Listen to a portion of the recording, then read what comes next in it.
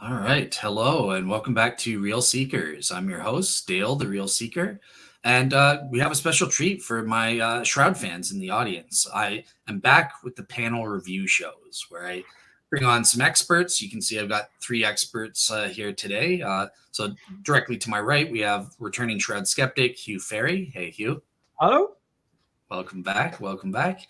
And we also have on the Pro-Shroud side a couple of returnees. We have Joe Marino. Hey, Joe. Hey, Welcome back. It's been a thank you. while. So, yeah. And of course, Mark Antonacci, who I think was on, you were on the last, both of you guys were actually on the last one, part 7, on the Pontius Pilate coins and stuff. So, yeah, welcome back, Mark. Good to be here. Awesome. All right, cool. So the plan for today is we are going to be looking at mostly the traditional painting hypothesis and how does that make sense as an explanatory hypothesis for the shroud images. But before we get into that, I just want to spend a very quick amount of time, maybe half an hour at most, kind of going over what are the physical and chemical properties, or what I call the minimal relevant features of the shroud's body and bloodstain images. And I went over this with Hugh privately just to see where's the agreement and disagreement. As we'll see, the good news is we kind of agree on most of them. I think there's only 2 that Hugh took issue with that you guys can discuss. But just for the audience sake, I'm just going to share my screen and just kind of show up what these minimal relevant features are that we're going to go over. All right. And where is it? Okay. Hopefully is that popping up? Do you guys see the Excel file? Yeah. Yeah. Awesome. So yeah, these are the features that I use in evaluating all the image forming mechanisms. And so Hugh, in terms of, he takes issue with photographic, fine, throw that out. The point is it's akin to a negative image. The lights and darks are reversed, or at the very least, it's a quasi-negative image. Everyone agrees with that. The shroud images are relatively highly resolved, and Stirp has given a specific quantification for that. There is image diffuseness to the images, meaning they don't have definable borders. In terms of body image uniformity, so there's the uniform intensity of color.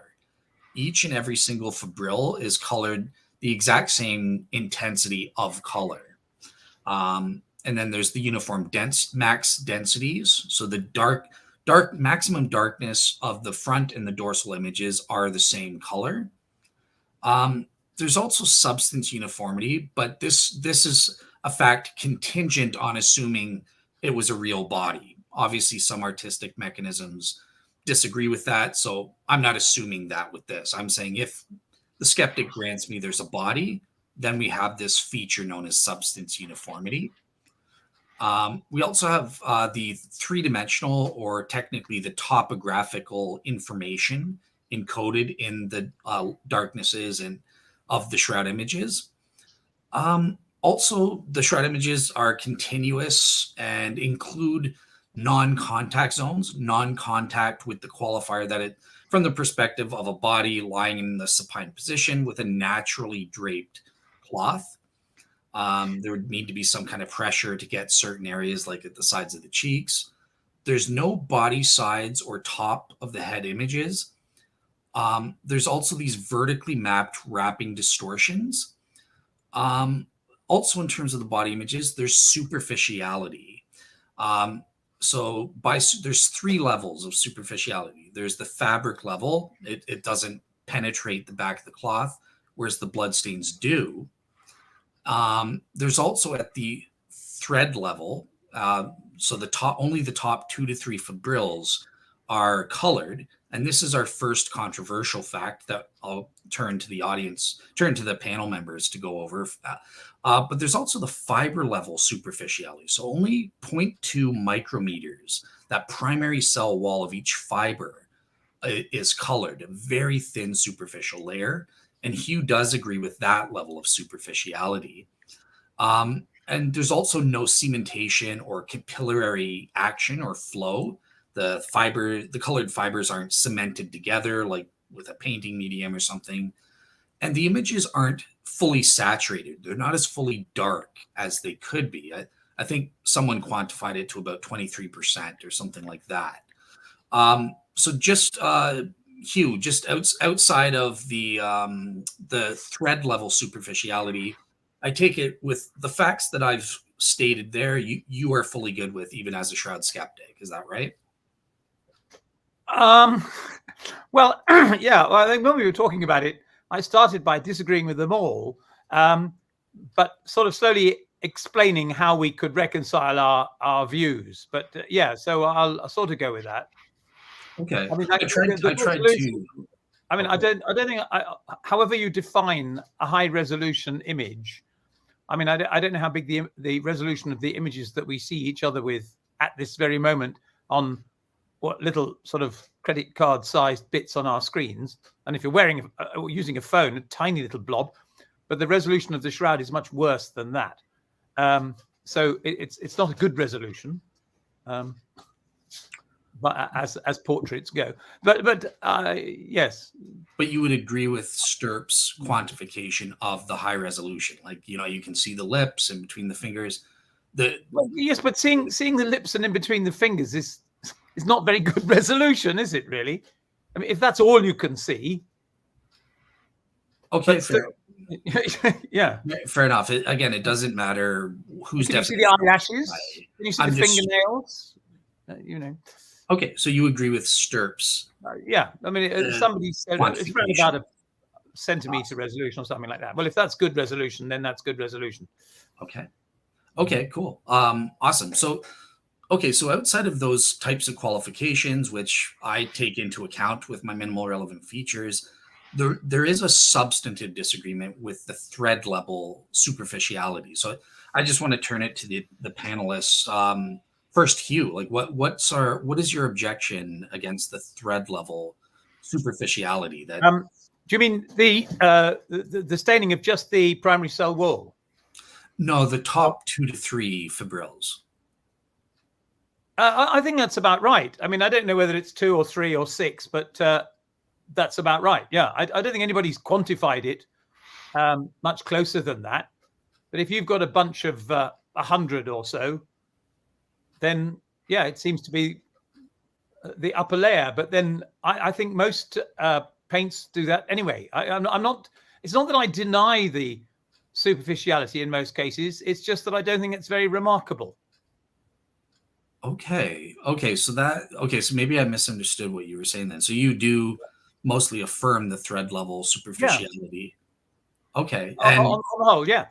But what I find is that if I draw on a piece of cloth, and even if, funnily enough, even if it goes through to the back, I don't know if you've ever tried dropping a drop of blood onto a little handkerchief or something like that.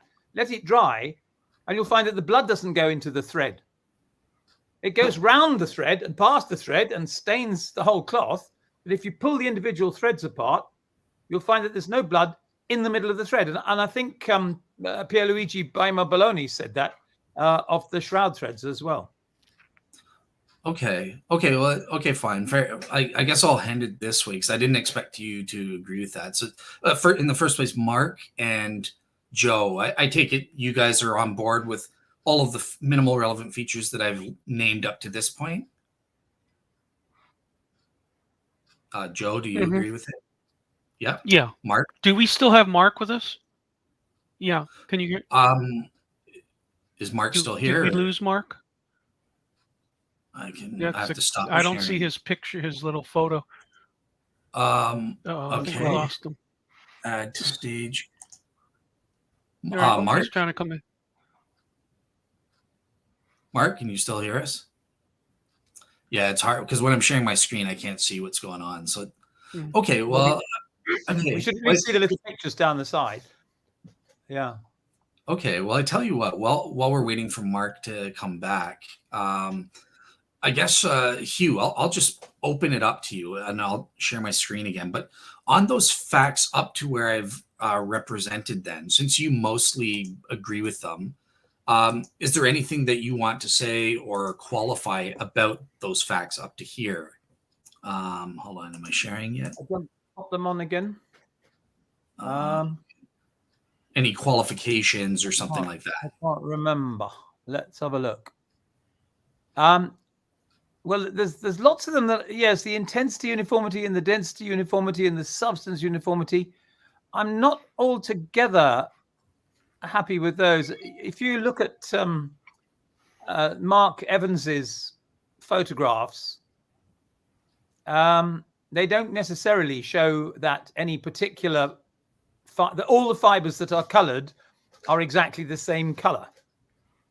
Some of them are darker than others. Some of them vary. They're patchy. They have they go light and dark along the same fibril. So I don't think it's as completely uniform as it appears. Okay. I'll see if I can get one of Mark's pictures up, if you like. And okay. While he's looking for that, Joe, what? So Hugh is denying the uniform intensity of color of the shroud fibrils. What's your take on that? Is this a fact, or? Well, I just, I tend to go with the basic consensus opinion of Stirp, and just throughout the years they've always said the intensity is the same.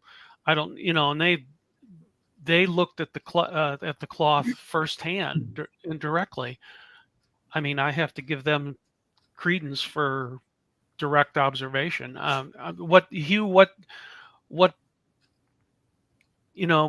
Considering you haven't looked at the cloth directly, I mean, how? No. All I can do is look at the Mark Evans's picture and say, I just don't think that they are all as described. I think the colors vary slightly. I'm just trying so is to it find a subjective? It's a subjective judgment. Yeah, I mean, they don't vary very much. Let's see if I can find one of his big ones. I'm on the Shroud scope at the moment. Okay. And is Mark back yet, or no? I know we did this. He's texted me and said that both phones went quiet. It's probably the hotspots on the phone that have limited access and seem to go out at the end of the month. I've tried everything and a new problem pops up. So okay, we have a screen there, but looks like he's having big problems. Yeah. Can I, if I go through present and stuff, can I share a picture? Yep. Go ahead. Share screen. And then it's just share screen. And then I think it's that and that. Okay. Right. Well, so I can see. What happens if there we go. Right, can you see that? Yep. It's from the eye. Now, if you look at those threads, do you think that every one of them that is colored is the same color? Or is there a slight difference in color between one thread? I mean, I think up at the top line has got a big brick in the middle of it, and some of them are quite faint and some of them are a bit darker. And my understanding at this level of magnification, the way there are some evident darker areas, but that's my understanding. That is from the concentration of the colored fibrils. Like it's not as close as we would need to make that judgment that individual fibers are darker than the other. Yeah, if I look, I mean, down sort of if I go down the left-hand side, there's a slightly thinner cloth, the third horizontal thread down, and that seems to me to have a whole bunch there which are really much darker than some of the others. And I don't think that can easily be explained just by saying that there are more or less uncolored fibers mixed in with them. I mean, I agree it's not easy to see, but on the other hand, I don't know that anybody looked at it any more closely than that, and I've never seen a photograph that shows it more efficiently than that. And that's one of the troubles, you see. It's very easy to say, well, I noticed this. But then when you look at it, you go, well, I don't notice it. So what did you see? Can you show me an example of these fibrils next to each other? Can you see my cursor, my little hand? Yeah. Well, you see here, it's quite dark here, and then it fades away to much lighter at the edges, and it's lighter down here. So each individual fibril, that's quite a dark bit there, and that's darker than this bit here, and they're all lighter than this collection here. It's a bit odd, and then here you see the colors go deeply down into the crack in between the two threads. Now, obviously, we can't see what happens when they go out of sight, but it does look as if they go much deeper into the valley between the two threads than elsewhere. Here, this seems entirely superficial, doesn't go down into the valley. So, I mean, I agree a clearer picture would be nicer to see, but we haven't got a clearer picture. And this is one of the problems. One forever looking for an example of what it means. Okay, I just want to check. Mark, are you? Okay, I guess not.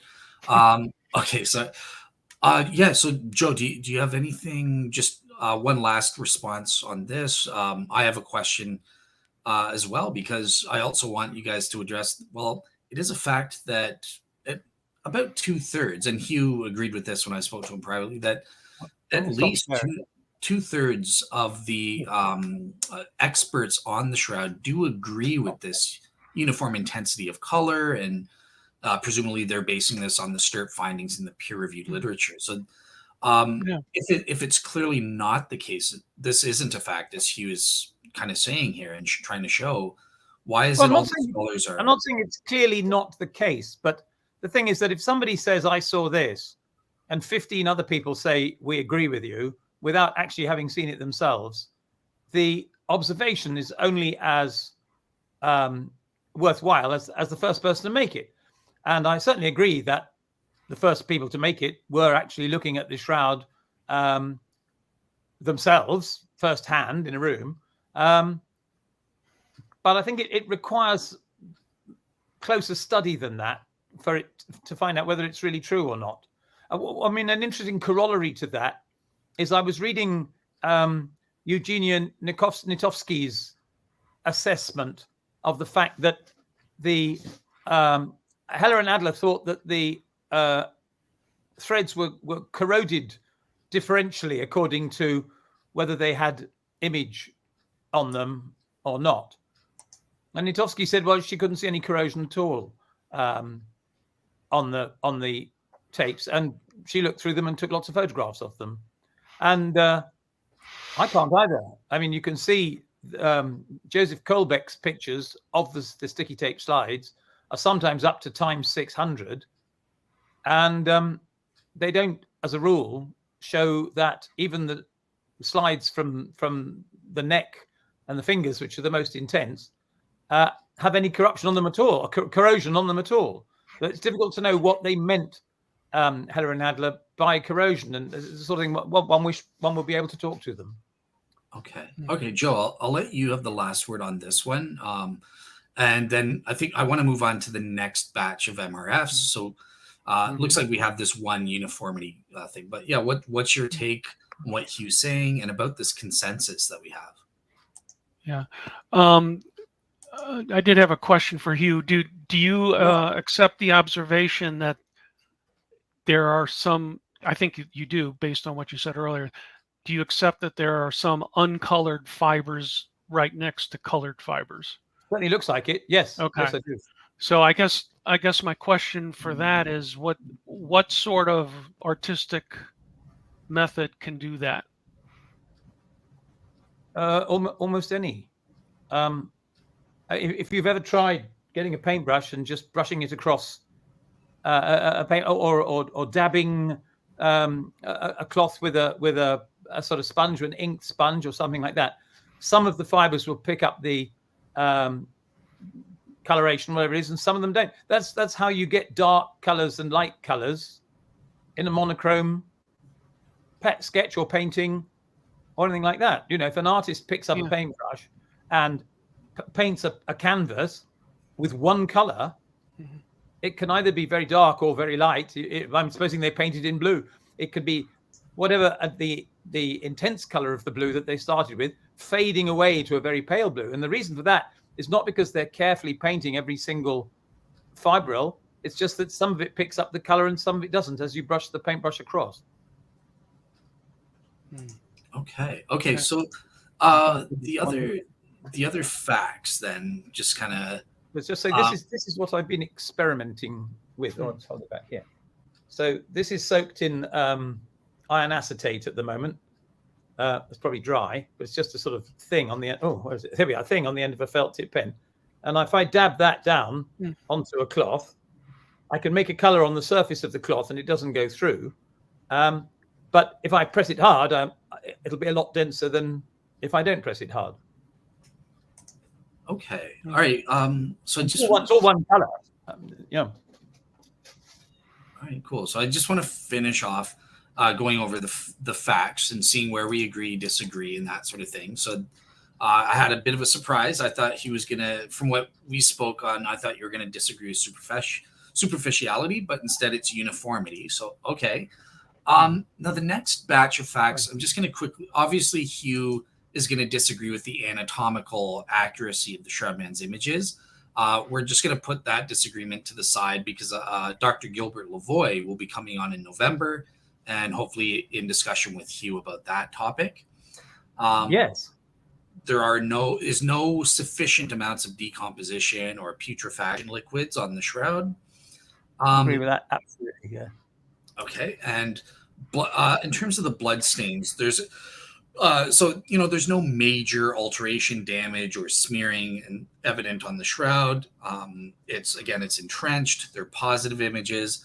One of the controversial aspects here that I want you guys to discuss is that there's no body images underneath the shroud. The shroud's blood stains. Now, Hugh, at least what he said when we spoke before, he takes issue with that. He thinks it's not proven. But just to finish off, the shroud body images are directionless. There's no evident brush strokes or anything like that. The images don't fluoresce under ultraviolet fluorescence and illumination. There's no, in terms of number 3, there's no paint. That's going to be a controversial fact. I'm going to put that to the side because that's what we're debating next in the traditional painting hypothesis. There's no layering, no dry powder, no spices or oils or biochemicals associated with the body. And there's no silver or photosensitizers. So Hugh, outside of the no paint and the anatomical accuracies, the only thing that you find controversial is this claim that there's no body images under the blood stains. Is that correct? Yes.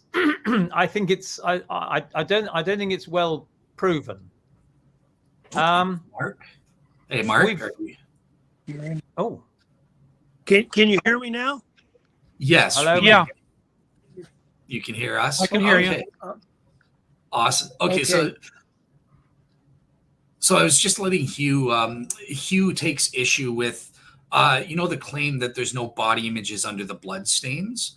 So I'm just going to let him give his explanation as to why, and then I'm going to go straight to you to tackle a couple of things Hugh is saying. So, Hugh, why do you deny this fact?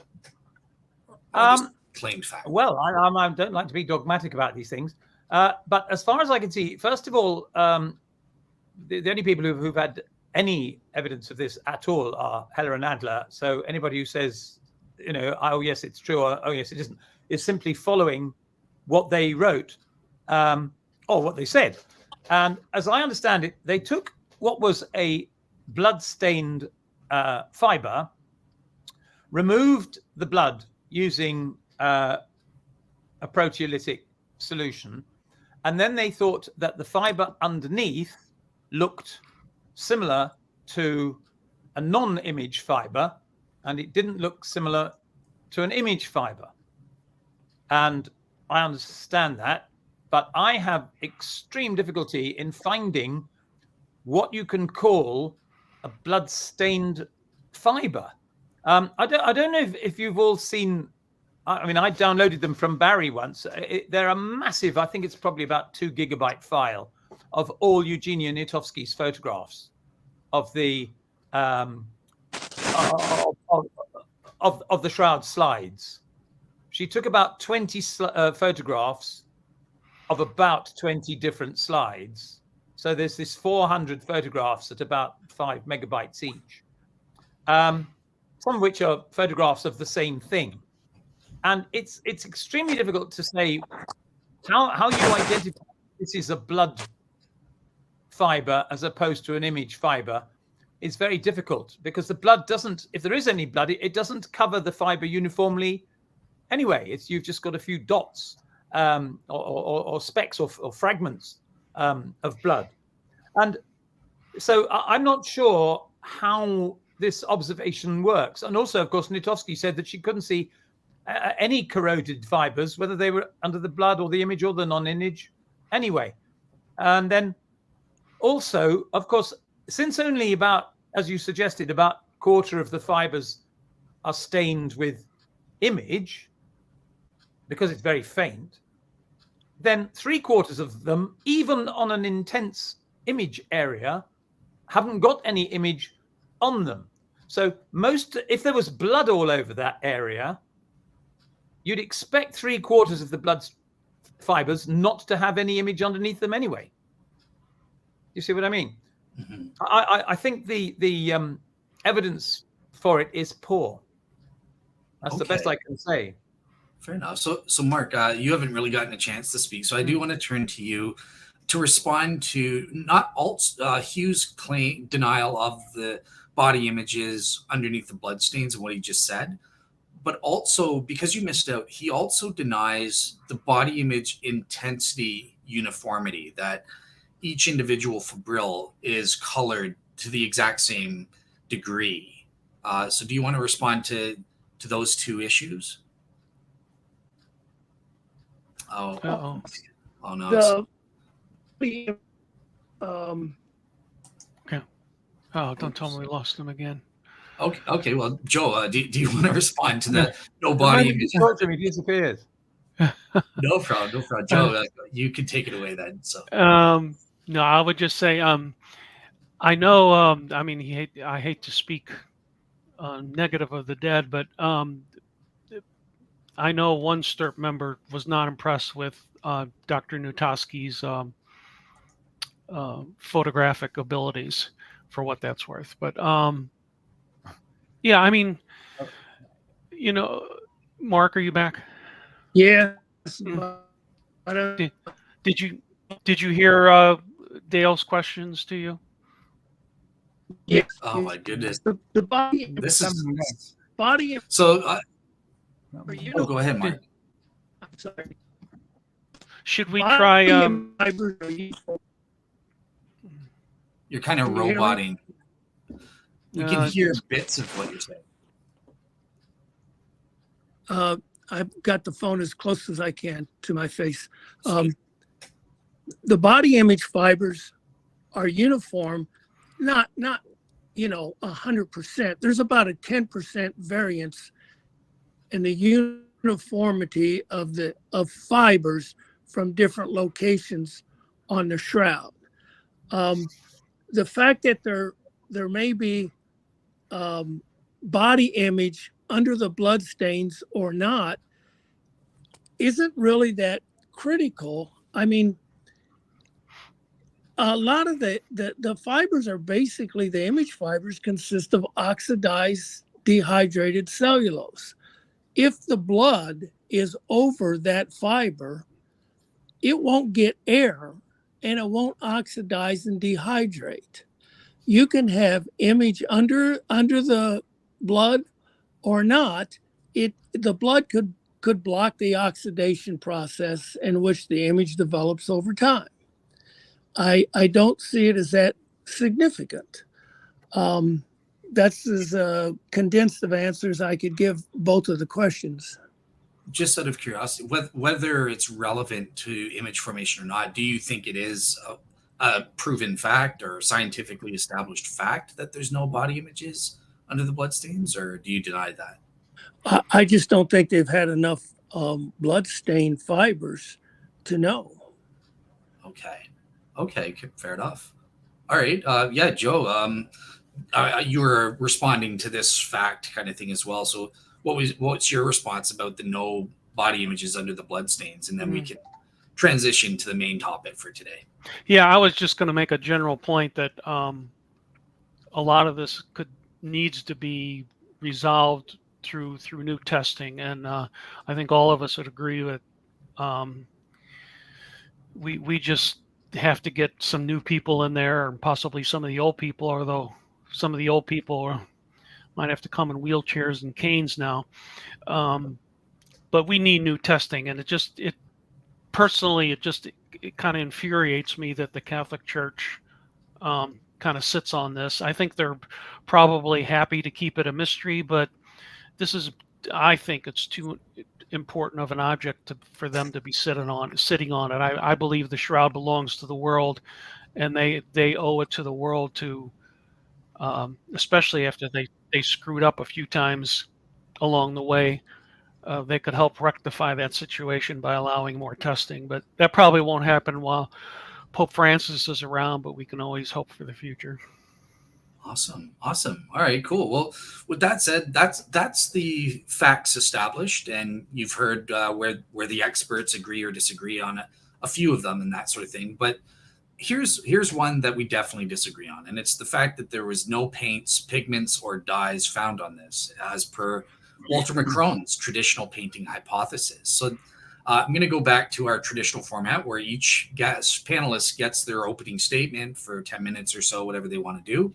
And then we're going to go to informal discussion. So for this round, Joe, you get the first opening statement on Walter McCrone and his painting hypothesis. What do you think of it?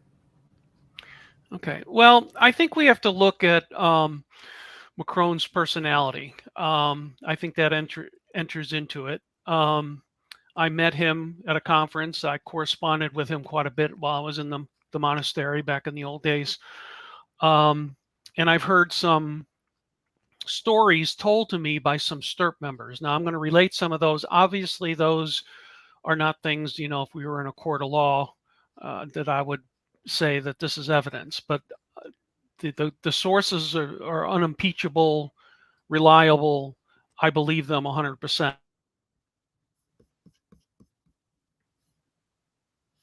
Chronological order, as I like to do with these things.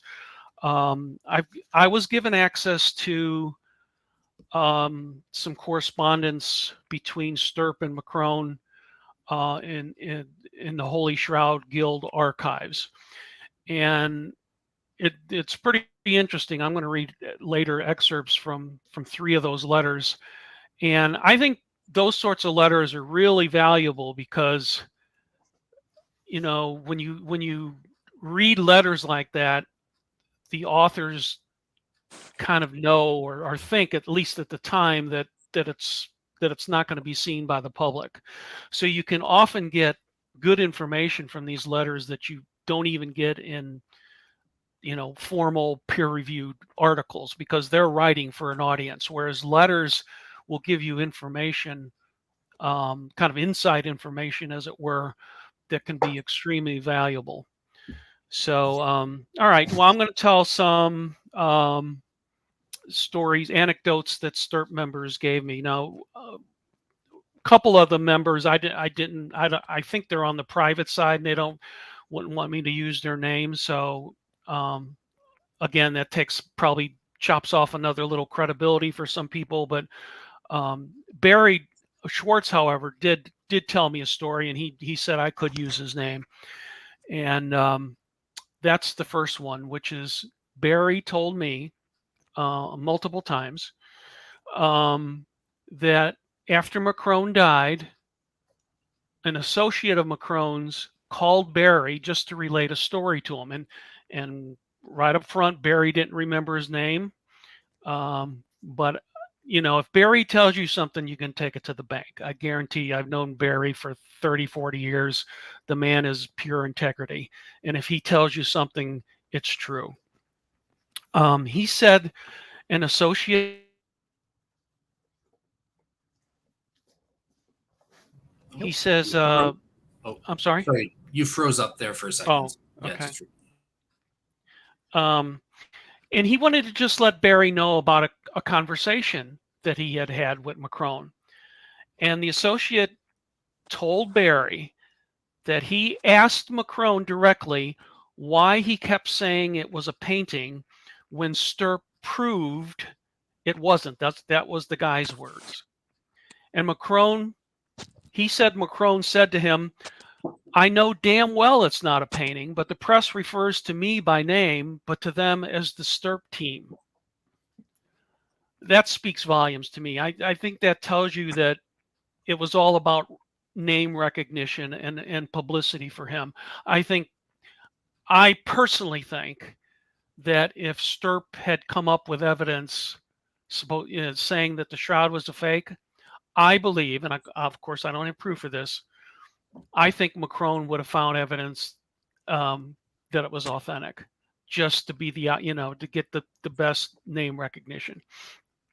And then shortly before Ray Rogers died in 2005, he was asked to give a talk to the American Chemical Society, which had a lot of people that associates of McCrone and whatnot.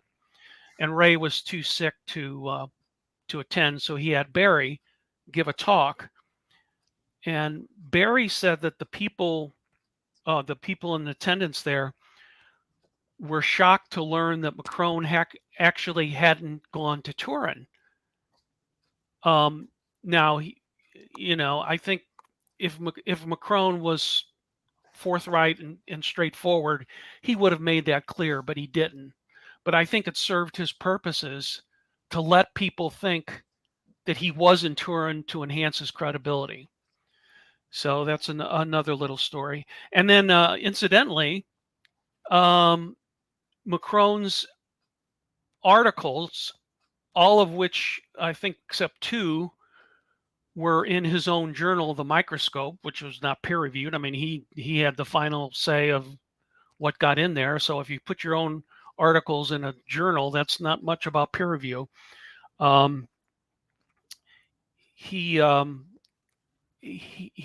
website took down McCrone's articles on paintings, on the painting hypothesis. And I actually checked the site last night, and there are no articles at all. I think there was reference to his book, and he had one article in a peer-reviewed journal called Accounts of Chemical Research, and I found one other reference to a German publication, and I'm not even sure that was peer-reviewed.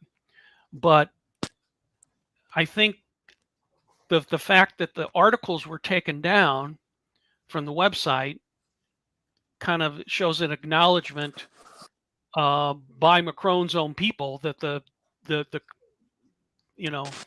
strength of his articles weren't that strong. And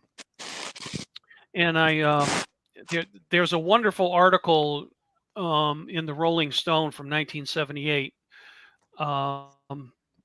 that talked about Stirp's interaction with McCrone. Now it was the December 28th, 78 and the January 11th, 1979 issue. And the author says, Stirp was already suspecting that his interest in the Shroud was not, quote, scientifically selfless. It also said there are grave doubts.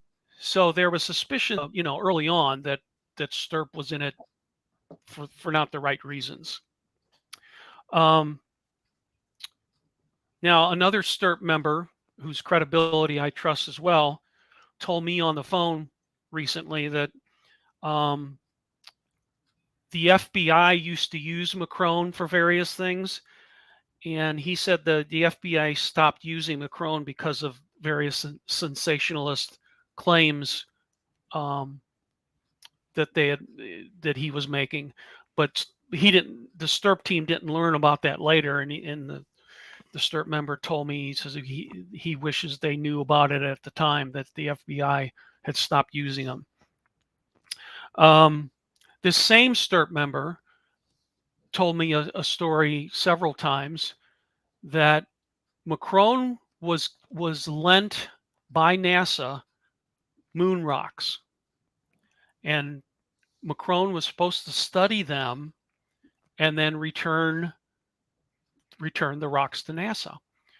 Well, apparently McCrone admitted to the STIRP member that he substituted regular rocks to NASA when he was supposed to return the moon rocks. Some people do misdeeds and kind of revel in admitting it, and McCrone seemed to be one of those people. And he also told a different STIRP member an interesting story, and I heard this member tell me the story several times.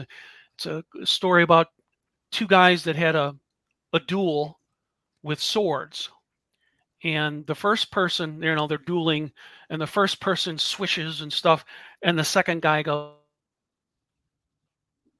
Oh. Today is not my day for technical difficulties. We missed the punchline there. We missed it. You froze. Sorry. Okay. So all right. So the first guy swishes at the second guy, and the second guy says, "You missed me." Yeah. And the first guy says, "Oh yeah, turn your head." Meaning, I can get you without you barely knowing it. McCrone, he just admitted that. I mean, that story to me tells volumes. Okay, now I'm going to go to something a little more concrete. This is, I'm going to put the thing in front of the camera here. You can see the Shroud of Turin Research Project Inc. Letterhead. Yeah. And this is a letter. And Joe, just so you know, if you have anything you want to share on your screen, we can set that up too. So. Okay. Well, let's see. This first letter is about 4 pages long. I'm just going to read a couple excerpts from this one. This is from a STIRP member to McCrone, April 10th, 1980.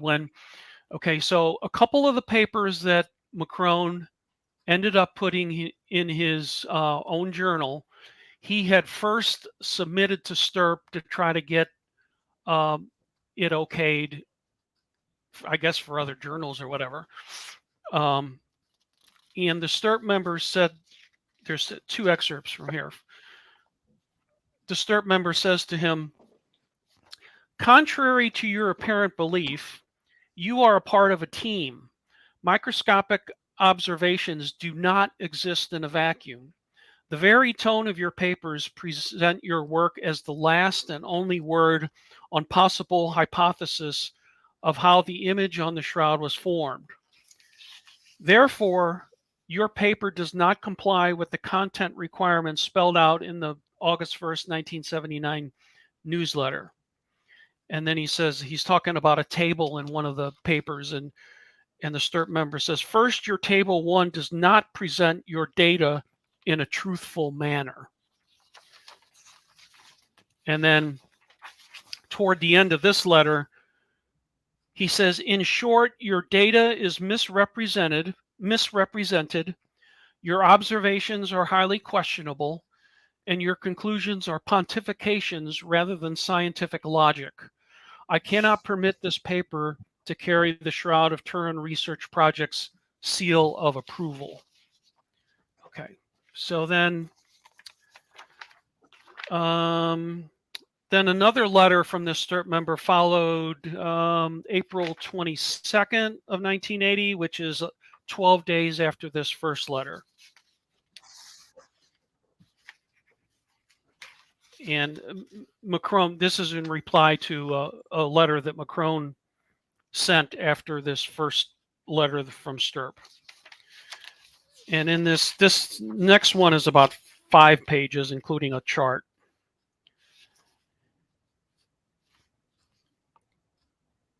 I'm sorry. Okay, let me back up a minute. This April 22nd letter is actually from McCrone to the Stirp member. I apologize. So 10 days after the first letter that I read, McCrone wrote back, and at the end of his letter, McCrone says to him, "I am not used to receiving letters like your last one, and I found that it made me literally sick to my stomach and caused me to miss a couple of nights' sleep." Now here's a guy who should expect some criticism about his work, and he's saying it made him sick and he lost sleep. He seems just obsessed with his ego and reputation here. So then a few months later, the Stirp member writes back to McCrone. This is in November 10th, 1980, about 6 months after the 2 letters I just read. And toward the end of this 2-page letter, the Stirp member says, "I believe you are not being objective about carefully re-examining your hypothesis. Remember, you yourself have admitted that it was fortunate that the group as a whole did not seem overly impressed with your first hypothesis, finger painting.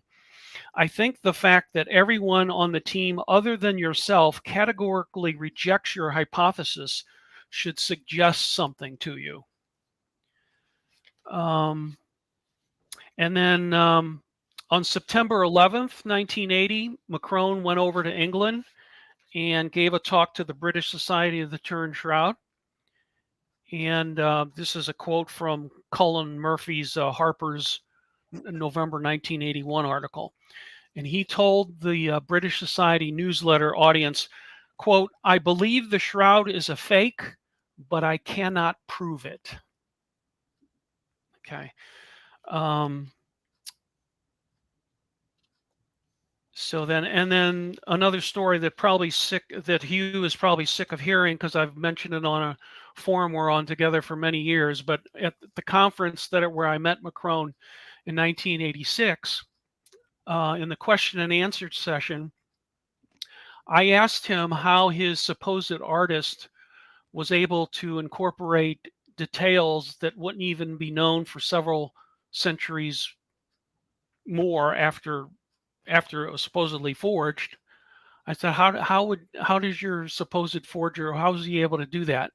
And his answer, and I think I got this word for word, and that was 40 something years ago. He said, "I'm not going to answer that. He just did it." Now, I'm sorry, that's not a good scientific answer to a legitimate question. So, my take on him is that he wasn't as interested in finding the truth as he was about stroking his own ego. So I based on everything that Stirp found about no paints, pigments, dyes, I think you can just discount McCrone's painting hypothesis. All right, thank you so much. So, yeah, before we lose him, I want to turn straight to Mark, not Mary. Richard was a little confused there. It's Mark. Oh, and we lost him. Great, perfect timing. Mark, are you still there? Or? So just so I can hear you now. I could see you a little while ago, but I couldn't hear you. Now I can hear you, but I can't see you. Well, the voice is the important thing. It's probably better. Okay, great. Well, so, Mark, case, yeah, go ahead and give your case against the Walter McCrone's painting hypothesis there. Well, yes, there is vermilion, and yes, there's iron oxide on the shroud. But to say that this accounts for the image is silly.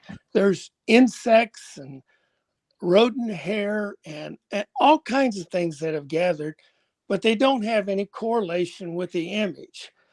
And ironically, there's a little bit of correlation with blood, with iron, which is in blood. And he the iron oxide that he finds that's all over the cloth has nothing to do with the image. It's a result of the retting process. And they're just tiny amounts, none of which could comprise an image. And you would need to have enough that comprises it, it's comprised of enough that you can see it in visible light, because that's what we've done. We've used our eyes in visible light over the years. But they can't even find these things down to the tiniest of fractions. They don't find gelatin that would bind it. And all his work was, he misses the forest for the tree over and over again. And he does perform the wrong test for protein. He finds birefringence, but he doesn't realize it's coming from the mylar tape. He just flat out missed the existence of blood, and blood and pigment have some things in common, and he just looked for one thing, but he didn't even recognize that the image is comprised of degraded cellulose, and he makes no attempt to explain how vermilion or paint could form degraded cellulose, let alone form it all over the image in a three-dimensional distribution and a uniform distribution, or a generally uniform distribution, and does it enough so that you can see it with the visible eye, that you can contrast it with the background. There's no sign of gelatin anywhere, and no sign of proteins that would be within the gelatin. All these things were simply, and he just ignores all the other tests. And the funny thing about it is, when he made his announcement that the shroud was composed of paint, not only the blood marks but the body image, or the gelatin binder, he had only looked through a microscope. When he gets together with Adler and things like that, he does start to perform some of the other tests, and then he goes quiet. You don't hear much about him anymore, and his painting hypothesis. That's it in a summation. I don't, and this is all separate from the actual chemical test that Stirp did, and we're talking about thousands of those. In addition to all the X-ray fluorescence and radiographs and things of those natures.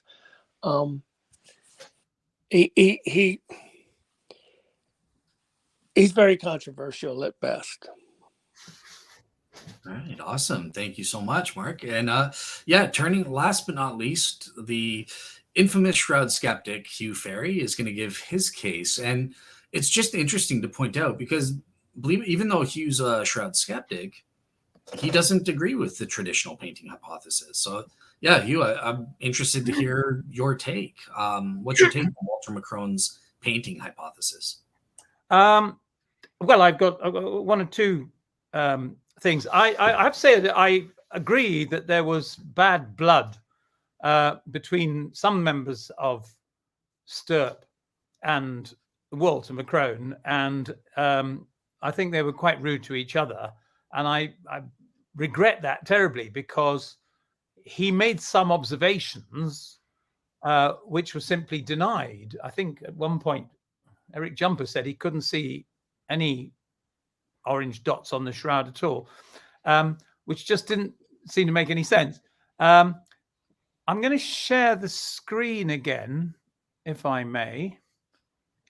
No, I've got bits. I've got different things over. Here we go. Right. Can I just have a look at this? Present. Share screen. Share screen.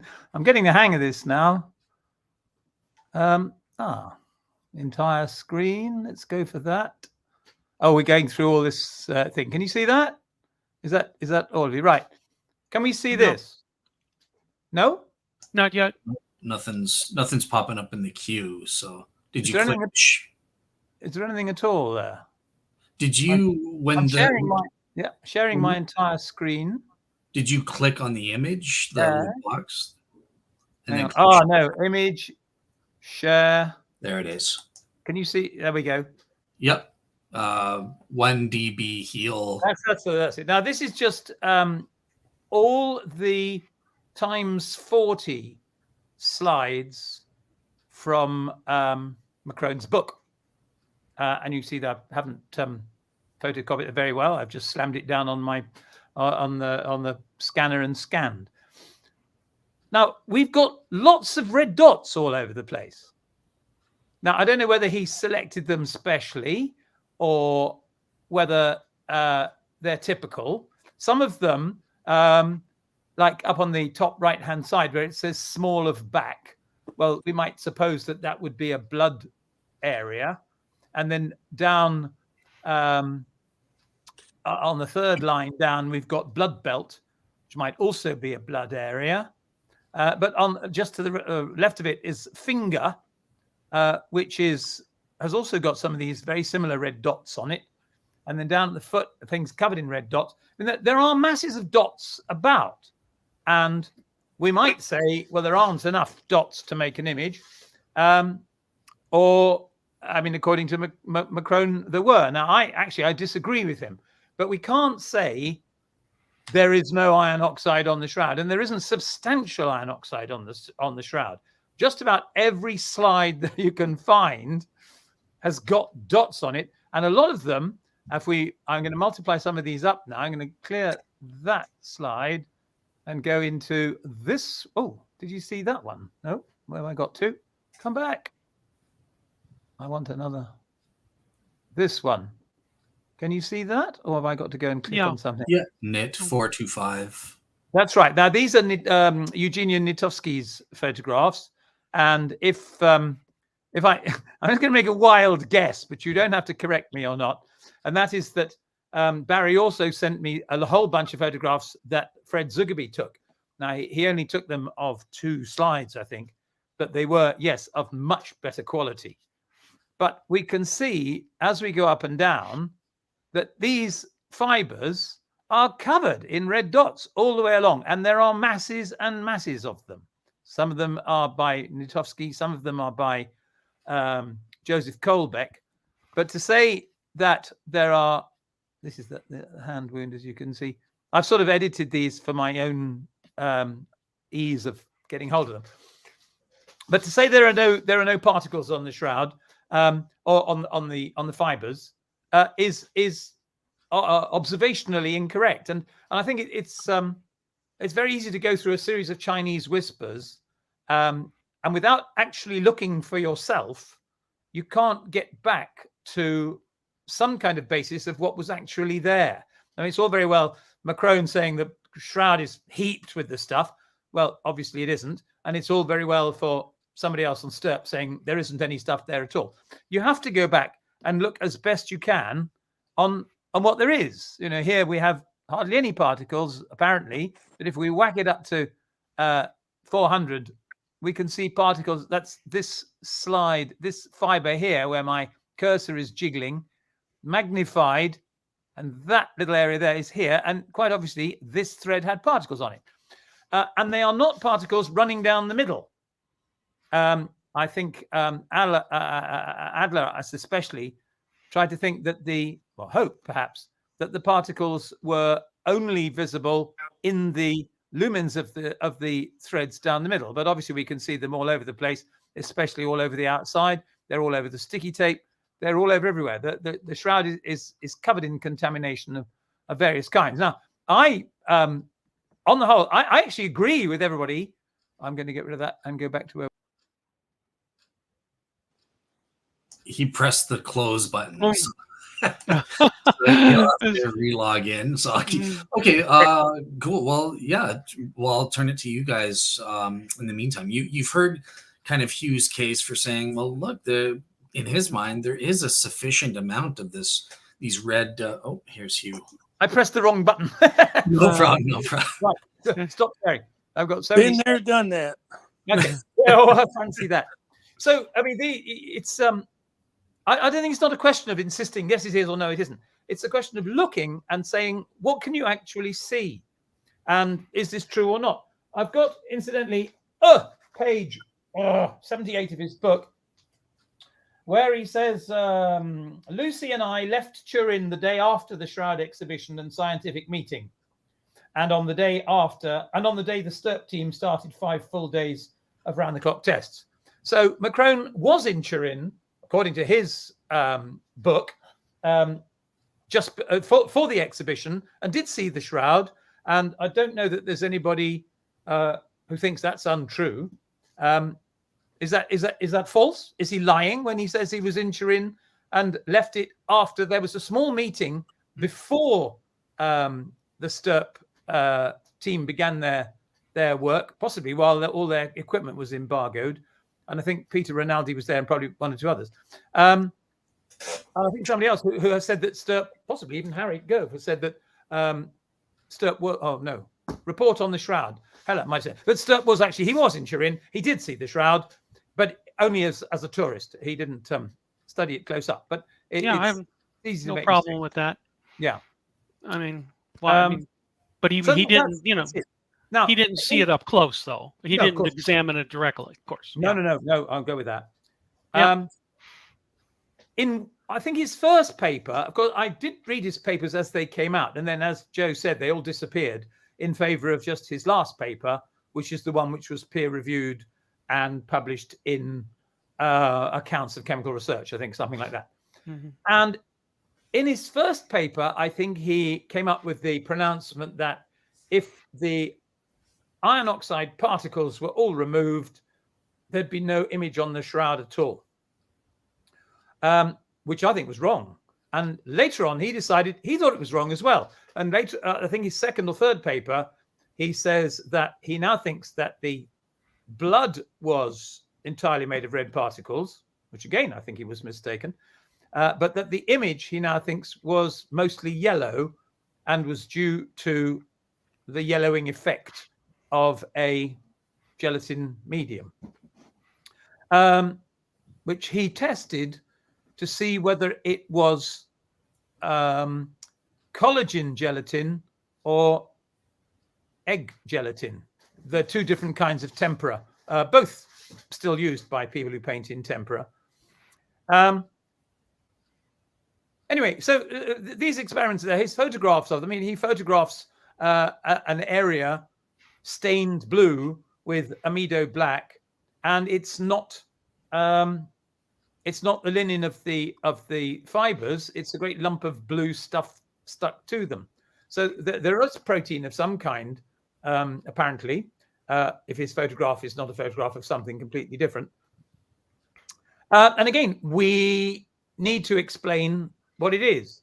And I don't really know. I was going along with Joe Assetta's plan. I think I've got it here, which I've been experimenting with, which is that it was made of this stuff. This is Joe's idea is that it was made of oak gall ink, and this is vinegar with iron filings dissolved in it to produce iron acetate, which is a wood stain frequently used. And again, it will stain cellulose without becoming particulate. In other words, it actually makes a color. You can't see little dots on it. So I think the amido black. Sorry? The amido black will stain oxidized cellulose. Not if you wash it off with vinegar, it won't. I've got the instructions for amido black staining here, which explains that you have to acidify it, or basically wash it with vinegar in order to make the test for protein exclusive to protein. And McCrone explains that in his book. But Heller and Adler said that they stained their threads with amido black, and yes, found that the linen all went it's this dark blue color. But it's not apparent that they tried to wash it with vinegar afterwards, which would have neutralized the stain on the cellulose, but not the stain on the protein. But that may be. I don't know about the washing, but there's just a ton of tests. Yeah, but you've got to read the the instructions as to how to use it. But but there's a ton of other tests for protein that were performed that McCrone did not, and they couldn't find it at the smallest levels, let alone enough to form an image. Yeah. I wish I could talk to them and see their results and try it out myself. Yeah. But so Hugh, you are acknowledging these other tests that were done that failed to find this, because then you do have a contradiction on your hand. Like, well, not really. They were protease experiments, as far as I remember, whose job was to remove protein if it was there. But it doesn't actually tell you whether, having removed it, you can't tell whether it was there or not, if you see what I mean. I'd have to check the experiments more closely to find out, but I think that they were mostly proteolytic experiments, as far as I can remember. Fair enough. Okay. Cool. So yeah, at this point, we will open it up to informal dialogue and that sort of thing. So I guess Joe, did you have anything you wanted to speak to? I would just say, I think Barry made a comment to me recently, kind of a general one, that any argument that says something was on there and it disappeared, so you can't see it anymore, I think he said words to the effect that they would have been able to discern it. So he disagrees with that sort of argumentation. And one other thing I wanted to mention in terms of my original presentation was I was going to mention that our friend Teddy Pappas is writing a book about the blood on the shroud, and she's devoting quite a bit to McCrone's painting hypothesis. And she actually let me see a draft of some of the material on McCrone, and she went through his book quite studiously and has compiled a list of various contradictions in McCrone's own writings. So, of course, I'm not going to say any of those now or anything. People can read it in the book next year when it comes out, or whenever it comes out. Poor Teddy, I'm not sure she'll ever get a book done, because she examines each detail so studiously that she never gets done. Yeah, I tried to get her on this show, and so she will be on the show whenever her book finally comes out, Volume 1, and she'll be debating Hugh. I'm sure she's revved up. Well, yes, obviously. McCrone kept changing his mind. That's fairly obvious just by reading his papers. So he decided the blood was all red, and then he decided it was more yellow. But she, wildly following a suggestion of mine, got a puddle of blood, a puddle of wine. Did you see that? She got a puddle of wine and wait till it dried, stabbed it with a cloth. Oh yeah. Whipped it out, put it under her microscope. And produced something that was A, entirely superficial, B, of only one color, C, which didn't go through to the back. I mean, I couldn't have done it better myself. And then it wasn't proven to be superficial. Well, anyways, I'm not supposed to be debating. It's really superficial. Maybe at a fabric level, but I thought it was marvelous. Well, we didn't see her fibers closely enough to see. But there's no particular reason why wine should soak into a plant cell. Anyway, I mean, I think that's all the superficiality business is a massive red herring. Everything is superficial.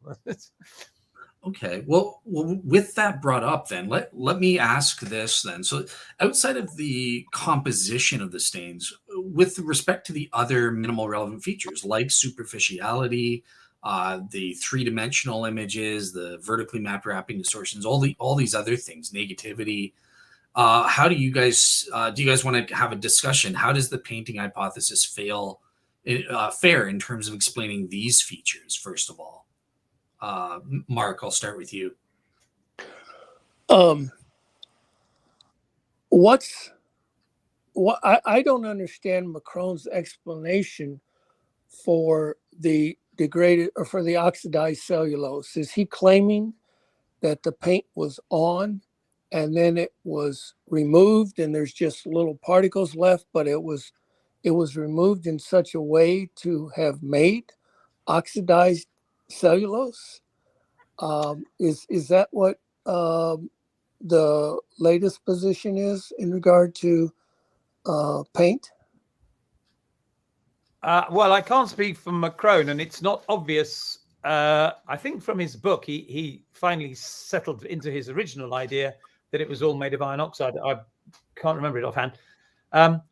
In my view, the shroud was washed, and all the paint came off, or nearly all the paint came off, leaving only the medium in which the paint originally was. Or indeed, the iron oxide could have simply been left over from the iron that was used to make the dye, the oak, the gall, the ink, if you like, that the shroud is ultimately stained with. I don't think that the image that we see now is the same as the image that it was when it was first produced.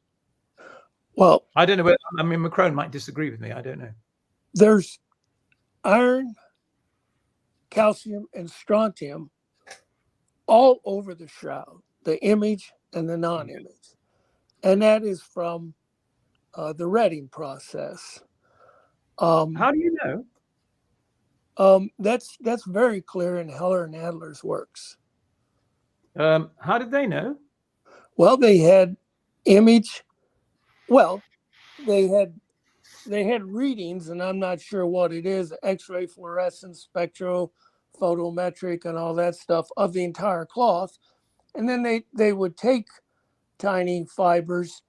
They would try to take them from borders where you have like off image, or off image and water stain, or scorch and blood and those kinds of things. They would try to take as few as fibers, and the way they would do this would be taking them at margins where you could get 2 or 3 different things to study on a fiber, separate and apart from the cloth being analyzed as a whole. The tiny fibers are more for chemical tests, but they state very clearly in their works that iron, strontium, and calcium is all over the shroud from the retting process. Yeah. It's in table 1 of the Morris, Schwalbe and London's X-ray fluorescence paper, which was in X-ray spectrometry. And we've got a list that it wasn't from all over the shroud. There was a lot from a little line from the nose outwards to the side past the hairline, and another line from the heel outwards. And we have a massive list, yes, of all the calcium readings from number 1 to 23, and the iron readings and the strontium readings. Now, somewhat mathematical here, but if you add up all the calcium and you find the average of the calcium and the average of the iron and the average of the strontium, you get an average value. And if you then find the standard deviation, which is how far away most of the values, most of the individual values are from the average value, we get a very small variation in the calcium and the strontium, and something like a 30% variation in the iron. In other words, the iron varies a lot in intensity from one part of the shroud to the other. It's not uniform, and that their findings very clearly show that it's not uniform. Now, the question is it related to to the density of the image or not? Well, half of their readings were taken off image anyway, so it's impossible to tell. But the series of readings across the nose out to the hair are, in my opinion, match the intensity of the image sufficiently well for the idea that they don't match not to be not to be supportable.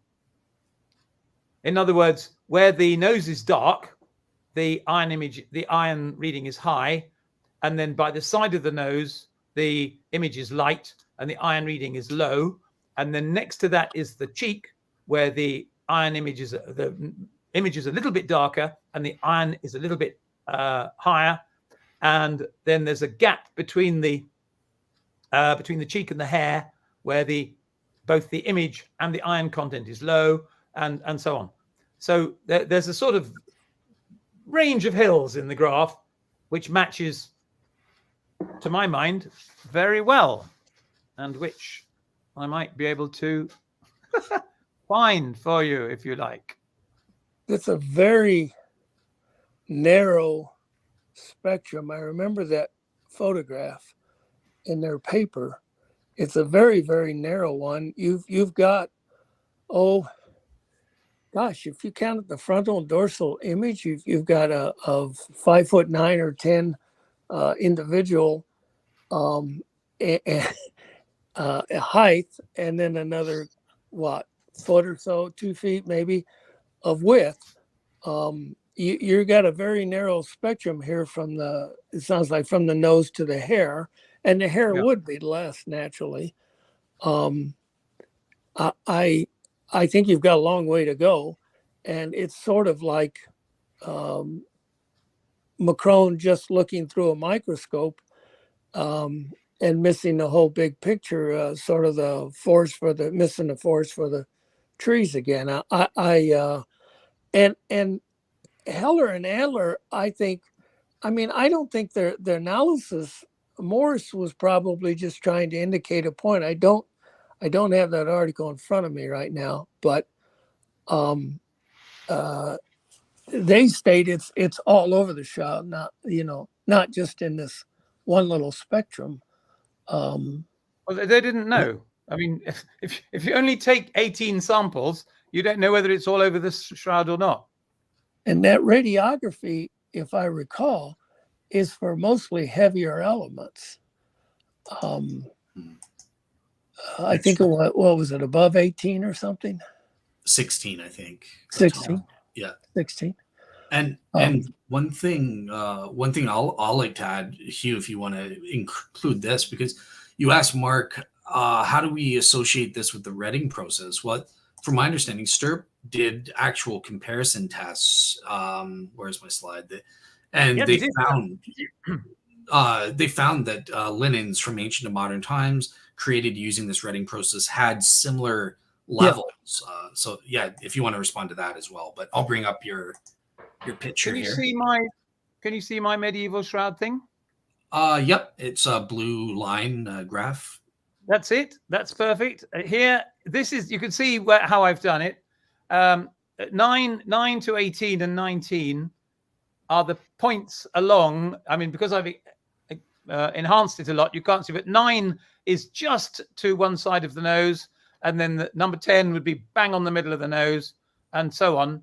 Now, the gray patch inside the blue rectangle is from Mark Rivera's latest extract of the image, and the gray line underneath it, the range of hills underneath it, is the intensity profile worked out by Image J, and then the blue dots underneath it are the iron oxide, the iron content, according to Morris, Schwalbe, and London.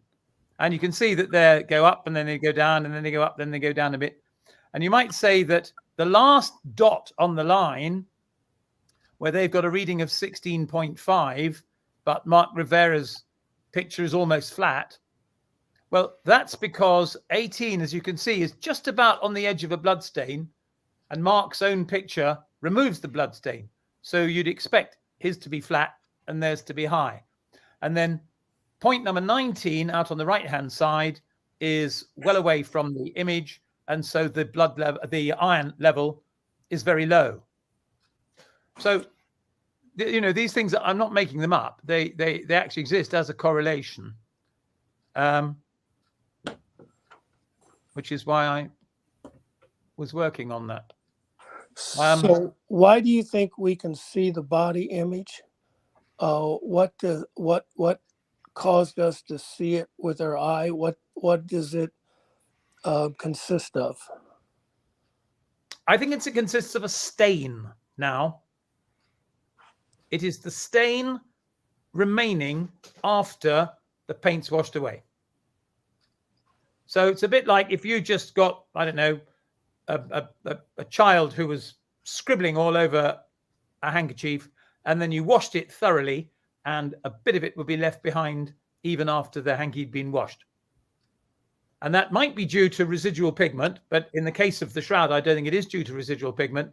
I think it's due to the stain that the pigment was in.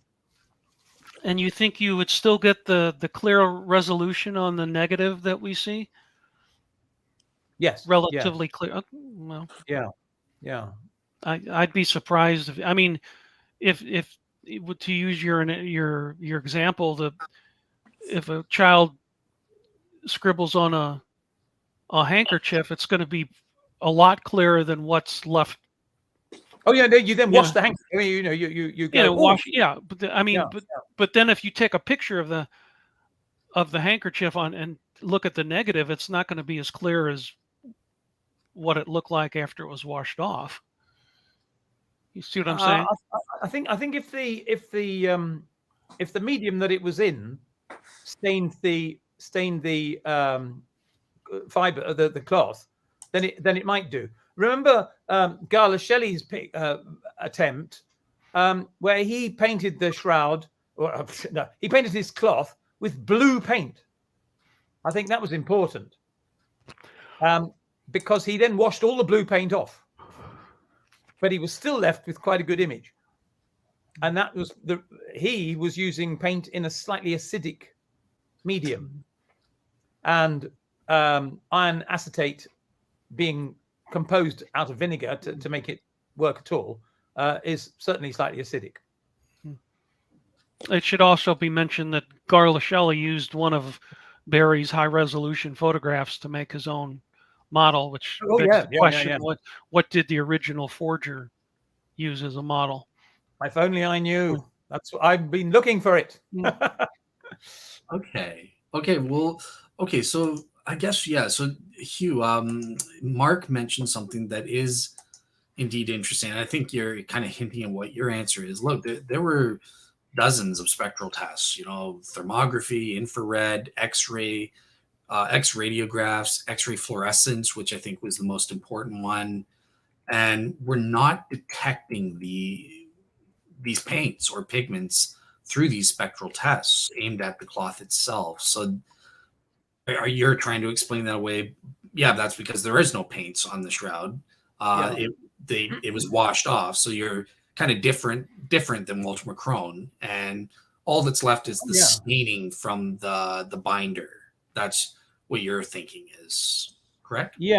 One of my blog posts is called FTIR and the Shroud, and it goes through every spectrum that anybody ever found and analyzes them pretty thoroughly. It does query some things quite seriously, but I recommend that people try it out. I do think, I mean, it sounds a bit cruel, but Alan Adler took dozens of spectra. I think he took 30. Or did he take five different spectra from 5 different kinds of thing? And then he for one of his papers, he picked out a non-image spectrum an image spectrum and maybe a patch spectrum or something like that, and showed that they were quite different. But if you look at all his spectra as a group, he picked out ones which made them very different. The within spectra, the within group variation is much greater than the between group variation. It's really almost impossible to tell the difference between the image and the backing cloth, for example, if you pick the right one. So I'm not terribly happy with the spectra. Also, we've got I've no idea whether Robert Villarreal was Italian and should be called Roberto, or whether he was just called Bob. The trouble with you Americans is that you've all got names from around the world which you Americanize. So it's difficult to be. I've heard it as Bob. So yeah, I think it's yeah, Bob. well, there we go. Yeah, Bob. I think it's Spanish. Well, should we be calling Joe Giuseppe or or Marco or something like that? Marco. Well, I don't know, Hugh. I don't know if you've ever heard this, but Emanuela, pronounced your name as Hugo. I think Teddy mentioned that to you, possibly. Hugo, yes. Hugo. Oh, Hugo. Yeah, That's what it is. All right. Anyway, good Mark. Dale. A good Anglophone name. There we go. Yeah. Okay, so Joe, Anyway, so looking at all these spectra, I'm afraid they're not anything like as conclusive as is sometimes supposed them to be. okay, Joe or Mark, do you guys have any last things to say about the spectral tests and their significance? And then I'm going to move on to the next question I have. Have a look at FTIR and the Shroud on Medieval Shroud if you're interested in analyzing graphs. Joe, do you have anything to say about the spectral tests? I don't. Mark? I think, I've been advocating testing the shroud at the atomic and molecular levels.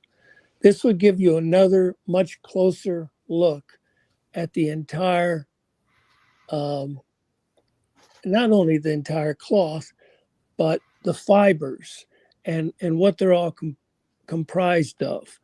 And it would give a deeper look and into the molecular structure for stains or anything else. Now, there would be a lot of data and it would take them years to correlate it, but these spectra are designed to draw out, different spectra are used for different purposes when you're looking for, proteins or the proteins within gelatin and things like that.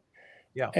And the variety of it is on purpose. I think the accumulation of them all does mean a lot. I think something like I just don't think if the shroud was ever a painting and it all got washed off, then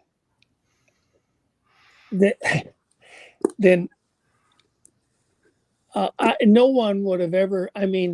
If you say that the painting was, in 1356 or 1389, and then it's completely different and washed off, somebody should have noticed that gee, the shroud's completely different now. It was painted, but now it you can hardly see it. You can hardly make it out. If there was such a drastic change, there's just no record of this. No, that's true. On the other hand, there are accounts. The early accounts of those people who saw it were amazed at how clear it was, and didn't mention. Nowadays, if anybody says, "Oh, let's look at the shroud," well, unless you know what you're looking for, it's almost impossible to see. Whereas the early accounts of it are all about how clear and obvious it was. So, Teddy's been querying that because it doesn't actually say it was brightly shining, but they don't mention that it's faint or anything like that. It's all about how clear it is. So it does seem to have changed somewhere along the line. And of course, I do think it was almost certainly washed after the fire of 1534 and 1532. And one of the reasons I think that is because I got a folded cloth at one point, which I wrote up in the British Society newsletter, and got a local blacksmith to heat up a lump of iron to 1,000 degrees Celsius and then drop it on the cloth. And the amount of charring and bits of stuff that ended up all over it meant that it was extremely grubby indeed. And I had to wash it just to make it unfoldable without getting black all over your hands. And I think the shroud was probably like that. So I think that was probably a contributory factor, which may have been one of the reasons why, having patched it up, they had to get 15 bishops to come and swear that it was the real thing. Okay. All right. Well, I want to switch gears here, because here's going to be something where we're all three of us, or all three of you guys, are going to agree, and myself included, but I'm the host. But it's the fact that, look, McCrone was absolutely out to lunch and wrong. There is blood on the bloodstains. Is blood. Now, Hugh may have a bit of nuance where he thinks there's blood and paint. So, Hugh, I want to hear your take on the blood stains. What exactly is your view? Is there blood and paint? What do you think? I mean, sometimes you come to a decision and you're pretty clear. All the evidence is mostly on this side and hardly any on the other side. In the case of the blood, I think the evidence is finely balanced, but I prepare to argue with fellow medievalists that the blood is actual blood. Yes, I think there are so many tests for it that although any particular one, you can find bilirubin in all sorts of things. Porphyrins are found all over the place and so on. But we've got such a lot that you think, well, you could assemble all the ingredients so that you had a fake blood that nevertheless matched all the tests that were done. But really, it would have been easier just to use blood. And also, there's no particular reason why it shouldn't be blood. I think I got very excited by Caroline Biner Walkham's description of the extraordinary masochistic or sadistic almost blood cults of the Cistercians, especially the South German Cistercian nuns of the late of the early late 12th, 13th, 13th, 14th centuries. And you just think it'd be entirely in keeping for somebody to put real blood onto it like that. Hugh, are you aware of any examples of actual cloths that have painted blood on it? No, not till the 20th century, where various artists have made paint out of blood. And what's your assessment of 20th century paint using blood on cloth? Oh, grotesque! But it wasn't inspired by religious fervor. How does it compare with these 20th century people painting with blood? How does that compare to the bloodstains on the shroud? Out of curiosity, because I've never compared that. Oh, I see. Yeah, completely different, really, because they'd mix it all up with other things. I mean, there's who's that chap who has now made several casts of his own face. He's a sculptor, and it's a statue of his face made of his own blood. And he's done a lot of experiments like that, which he calls art. I'm just glad I didn't go. If I was an artist, I wouldn't have gone along that route myself. Okay, so that's interesting. So the shroud's bloodstains are entirely unique compared to other artists painting with blood. Yeah, they look to me as if they were dribbled on. In the way some paintings in votive books and some pictures in monasteries have got blood sploshed on all over the place, somewhat at random. But it's not real blood. I mean, theirs is all paint. As far as I don't know, there's any other object that's got actual blood on it.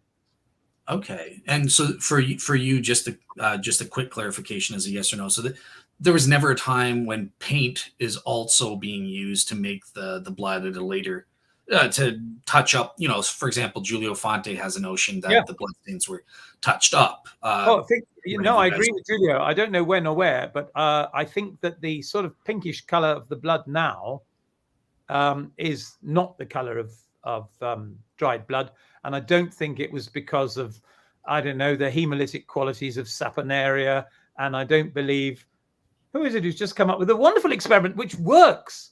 If you prick your finger and put a drop of blood on 2 bits of cloth and put one in a bowl of water, the one that's drying out will go brown, and the one in the water will stay red.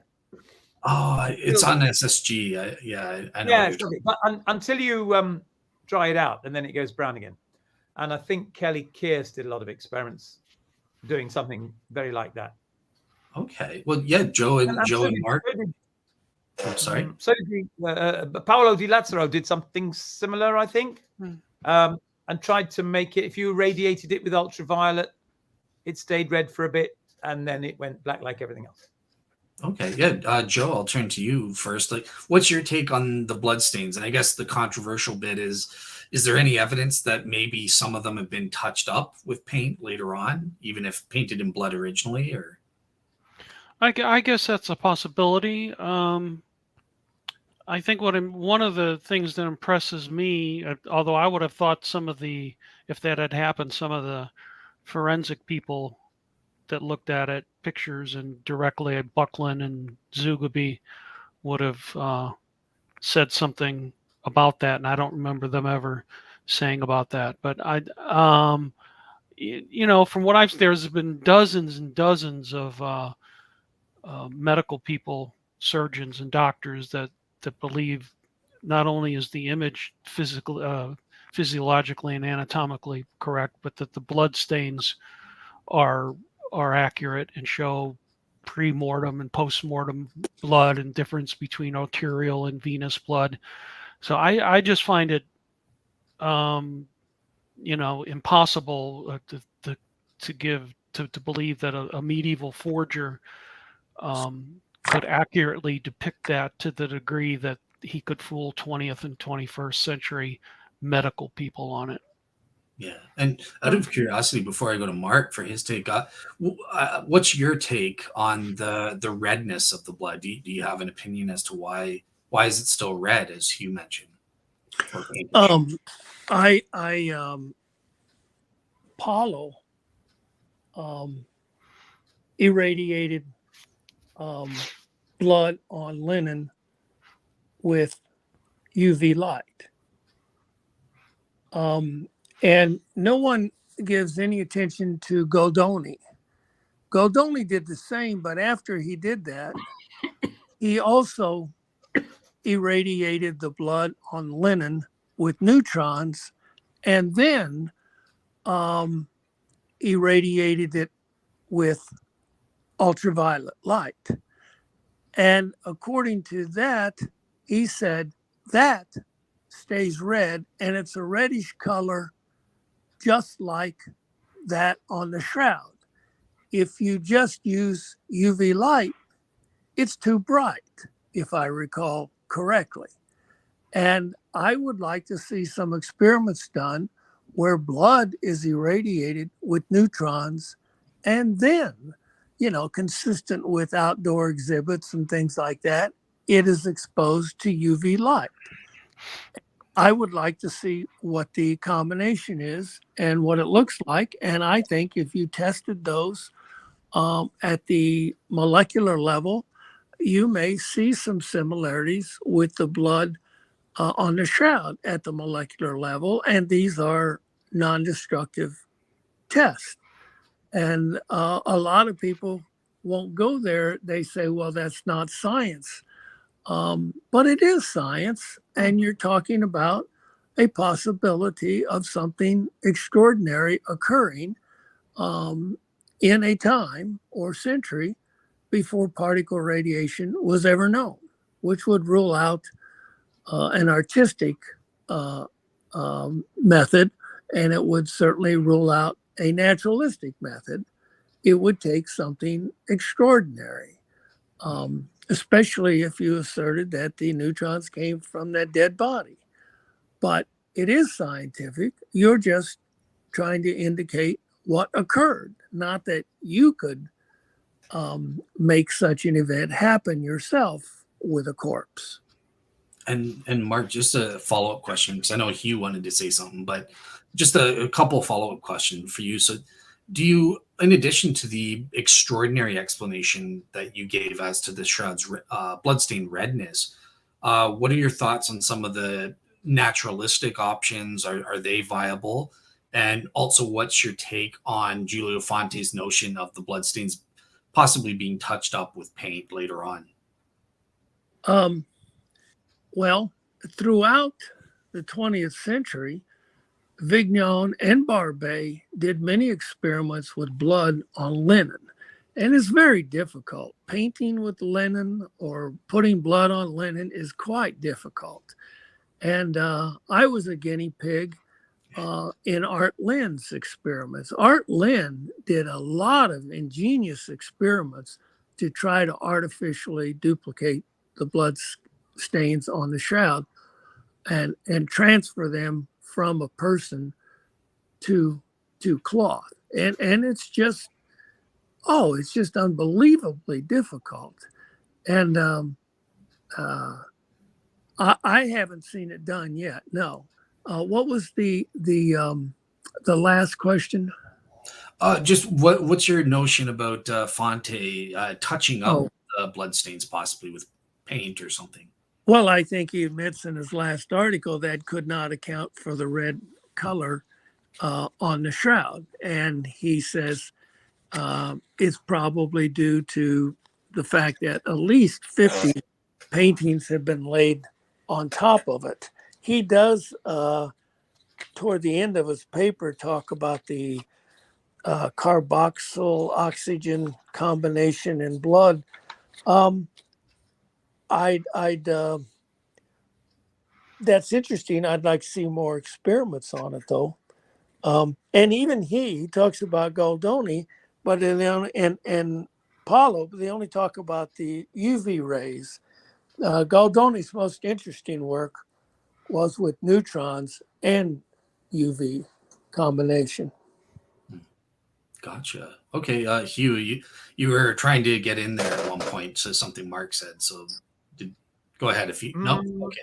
Yeah, no, I'm trying to. Oh, I think it's probably something about all these doctors who look at the shroud and they all say, yes, it's absolutely as true as anything, and then they disagree with each other, or they change their minds, or they try and think of some other reason for why this or that may have happened.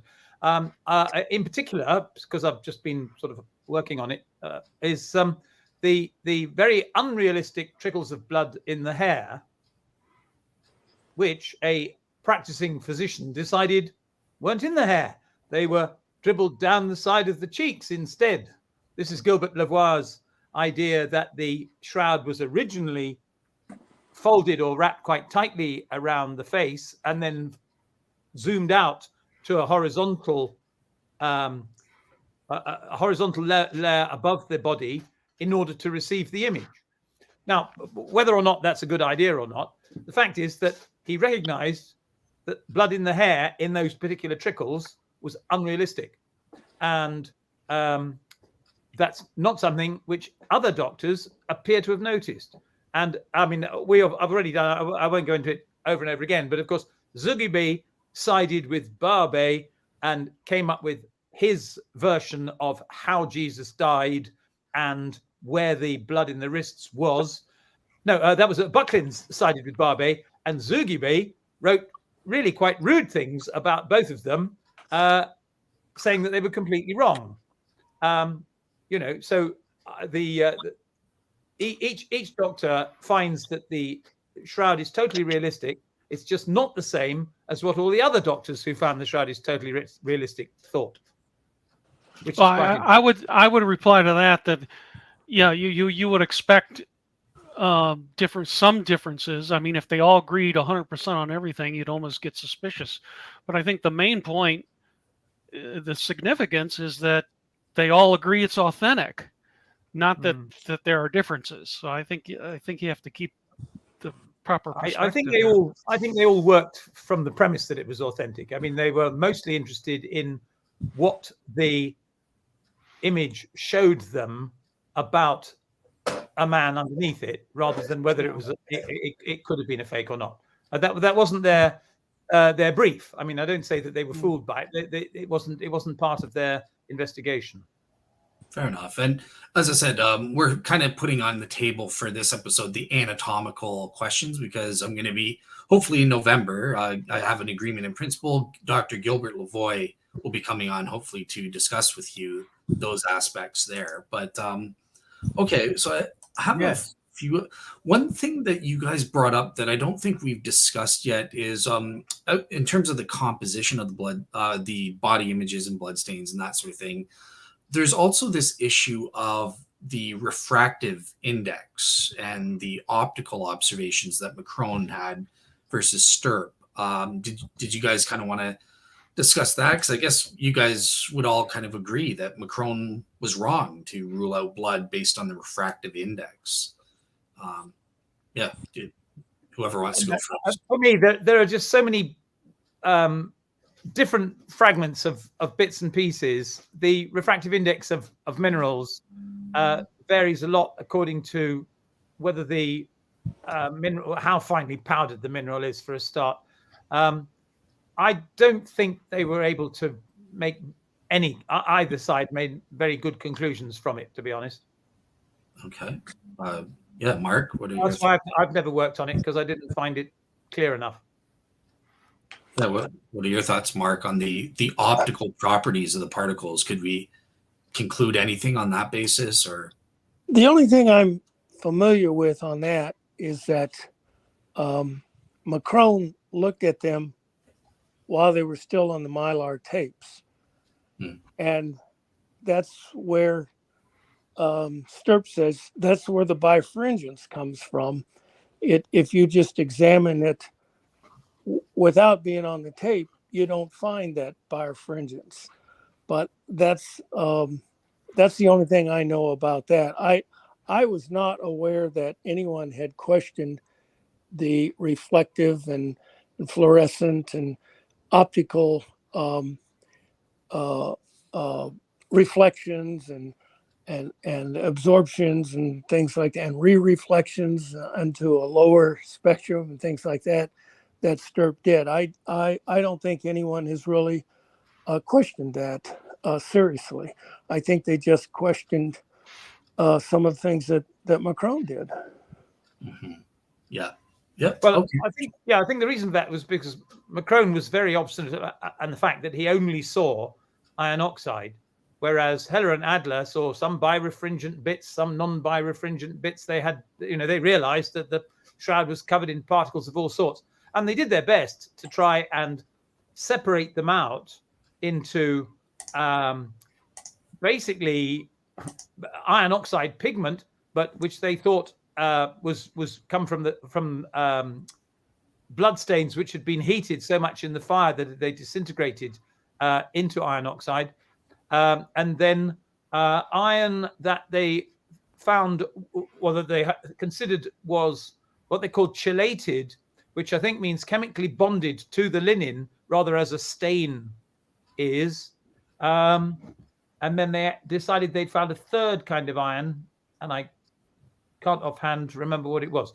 But either way, so they had three sorts of iron, as well as the blood, which was also refractive in a different way, and so on. Oh, well done. Whose is that? I shared my screen just to show this is what Stirp found in terms of the various types of particulates and stuff. So yeah, that's what he was talking. That's the thing where they've got all this thing about the corroded surfaces, which is actually, in all the things that I've studied, I've not found it able to be distinguished in quite that way. Especially the scorch areas. If you look at the scorch marks, they're not corroded at all. They're beautifully clear. The fiber, the scorch fibers. Anyway, let's have a look at the birefringent bits. That's. Oh, sorry, you want that? No, it was only just to re-examine if I could get it up here. Okay. The light scorch marks are very similar to the body image. I think the one agent that everyone is overlooking, and many people are leery and kind of scared of it, with humanistic reasons, is low energy and low penetrating radiation to explain the image, and possibly low energy neutrons, which is highly penetrating, to explain the carbon dating. And I think I'm going to continue to look in those areas to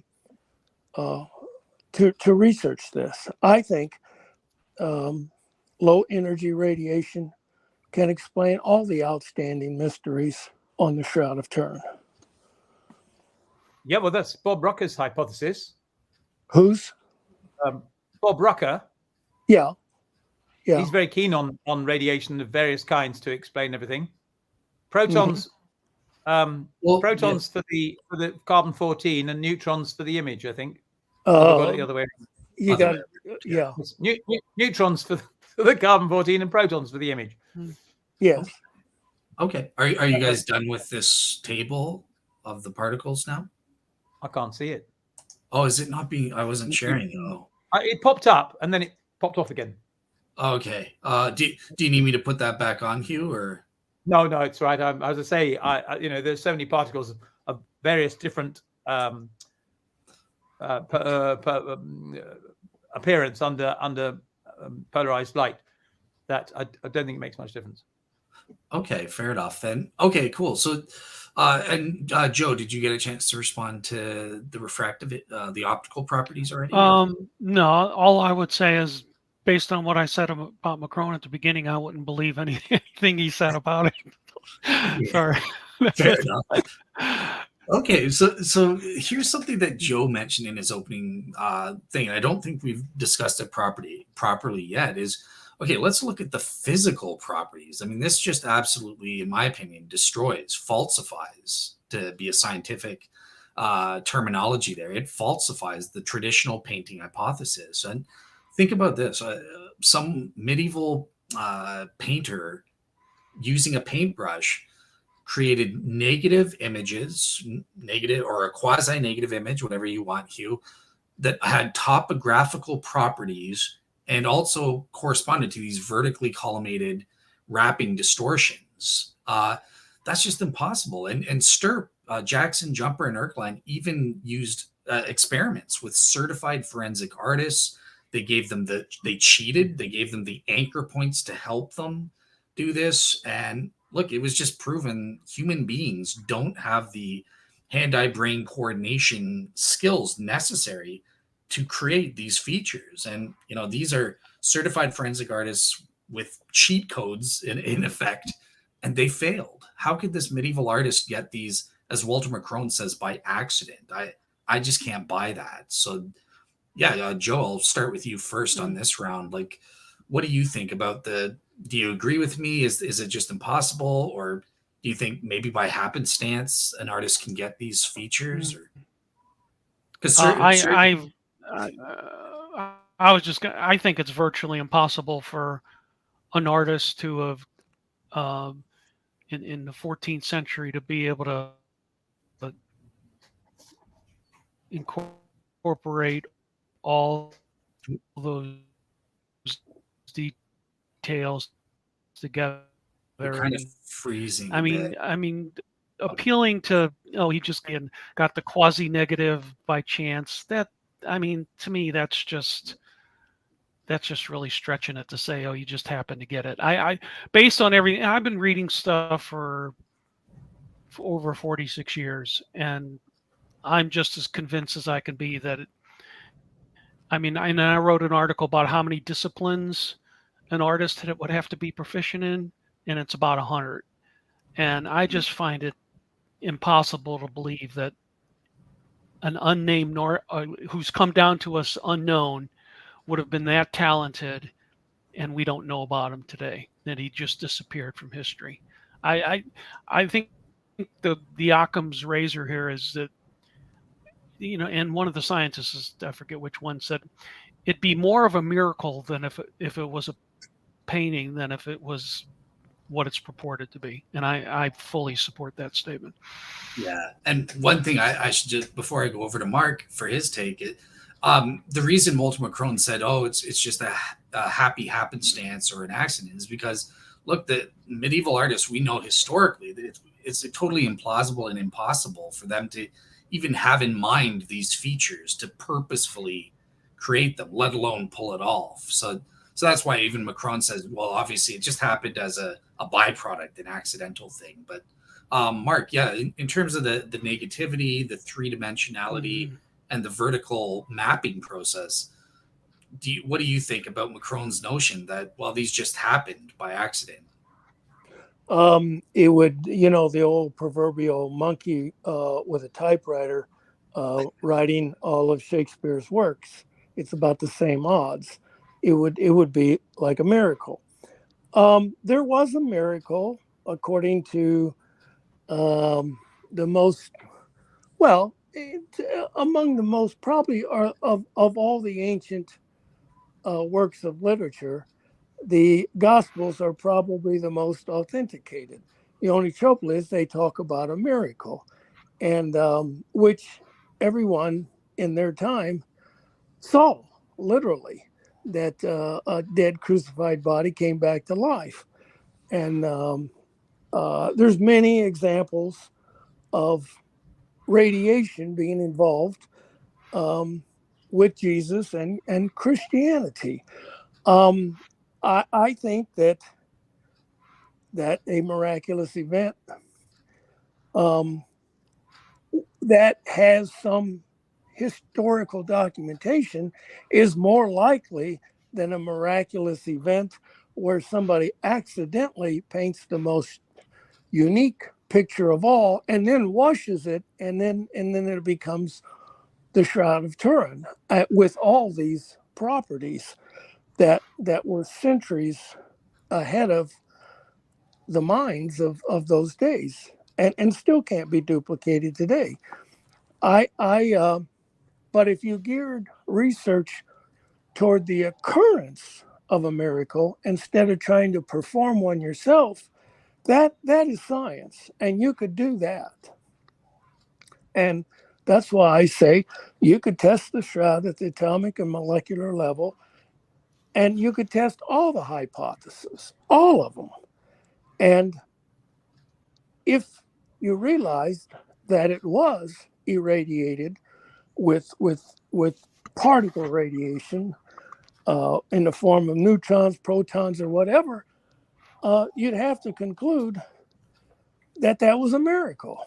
And you'd have billions of items of evidence all over the body image, as well as the rest of the cloth. But that would be scientific. You're just saying that one occurred, not that you could do it yourself.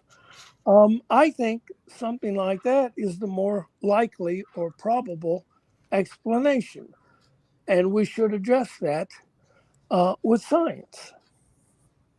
All right, awesome. So, Hugh, I'm going to turn to you. So I know that you've got your own differences with Macron in accounting for some of these features. But what's your take on the traditional thing? If you this afternoon go off with a paintbrush and using a piece of paper, paint as best you can, as best you remember the shroud as you remember it, you will be astonished at the result. I mean, it is possible to get a quite extraordinarily. You think, my God, did I do it? Is it as good as that? Just by remembering what it was. Now, the problem is, of course, that you know what it is that you're copying, whereas as far as we know, no one in the Middle Ages had anything to copy from. So that's why I don't think conceptually a person painting a portrait would have painted an inverse picture like that. However, it was right at the beginning of wood printing and then woodblock printing. It was just arriving in Europe, and people getting quite excited about the fact that you could make an imprint of something and than usually on a piece of paper, I have to say. And this was an artistic trend that was coming in. And so I think that somebody who was setting out to produce something that was interesting for people to look at the end of this quem queritis ceremony that I keep going on about, could have had the idea of a print in mind. So yes, I don't think an artist painted a negative. I think the negative was the obvious consequence of the print that he was trying to make. Awesome. Yep. And we'll be evaluating that form of mechanism in a future panel review when we get to those things. But yeah, great. So we're all on the same side in terms of McCrone. Can I just add something to Mark's idea? I mean, he's mentioned twice now, and his test the shroud thing. I mean, it may never happen, but it's a brilliant idea. But one of the things that I think would be very interesting would be the isotopic composition of the linen, if possible. Exactly. Because where you can match the isotopic composition of a cloth with the isotopic compositions of other cloths, and possibly find out where the linen was grown. Yeah, Diniger and Schwalbe actually did an article on that. Yeah, that would be a really good idea. Okay. All right. Good. Well, I'm going to start with Hugh. My last question before I turn it to you guys. The last remaining couple minimal relevant features. So superficiality. How does the traditional painting mechanism explain the superficiality that we see on the shroud, as well as the uniformity that we have? Again, whatever degree you think it's uniform, can the traditional painting account for what we see? Hugh, what's your take on the traditional painting on that front? Very unlikely. I think someone actually painting the painting, almost certainly the paint would have gone through and he wouldn't have minded. Whereas laying something down on a substrate, you can quite easily make it sufficiently weak so that it doesn't come through the cloth. So yeah, I mean, I've not been I've not been fond on the actual using a paintbrush to produce a painting hypothesis ever, I don't think. What about uniformity? Because you mentioned that you dispute that it's precisely uniform. You think there are variations, but do you think that the traditional painting method could account for even the little slight variations that you were trying to point out, or would it be much worse? Would it fail on uniformity? It's very difficult to say. Can I draw a picture? Sure. I very rarely lecture without a picture. Now, here's a couple of threads, and one idea is that some threads are colored and some threads are not, and the more colored threads there are, the darker the image appears. But I think it needs greater magnification than that, because I think the threads themselves are slightly patchy in their color. And again, each individual bit of color may or may not, I haven't seen them closely enough to say that this bit is the same color as that bit, but it does mean that this thread ends up lighter than this thread, even though the color on it is the same color. Mm-hmm. Could painting do that? That's one way of doing it. Are you talking about the fibers or the threads? Fibers, individual fibers. Fibers. Uh-huh. Yeah. Okay, and just so I know, so are you saying that the traditional painting method would be able to reproduce this spotty type of uniformity that you're going for? Or? Yes, it would be. Okay. Provided you used one color. Obviously, if you used, if you had a palette, then you'd produce two colors. But if you only have one color, you can only produce one color. I mean, that's what. Yeah. Okay. You know what I meant by uniformity. Yeah. Okay. Mark, what's your take in terms of superficiality and body image uniformity? How does the traditional painting method do on those features? I don't think it does, but low energy, low penetrating radiation could easily do it. Okay. All right. Awesome. And yeah, and I promise for you, Mark, I have a radiation show planned, so I'll have you, Bob Rucker, and stuff. We're going to do a panel show on the radiation things as well. Definitely. Okay. All right. Cool. So that's a total failure. Joe, what's your take in terms of the painting hypothesis in these? Yeah, features? I don't think it can be done with painting. And I would also make a peripheral point is in that the cloth, the shroud is a very expensive cloth, and I think one has to throw out the question: would a medieval forger use such an expensive cloth to try to fool somebody? Wouldn't he try to save some money by using the cheapest cloth he could find? And so I think the expensiveness of the cloth is another point for its probable authenticity. All right, awesome. Well, that does it for my questions. So I'll just go around. Is there anything that we haven't, Joe? I'll start with you. Is there anything that we haven't discussed regarding the traditional painting that you want to discuss with the other panelists? Not really, other than I think over the years the painting hypothesis has been pretty well discredited, but obviously there are people out there that probably think it is a painting, because that's sort of a logical conclusion for most people, especially if they haven't done a lot of reading about it. Oh yeah, it's probably a painting. So but I think over the years I think it's been pretty much highly discredited. Awesome. All right, Mark, is there anything regarding the traditional painting hypothesis or McCrone's work that we missed that you want to discuss with the others? Or well, I think we've covered it really. It's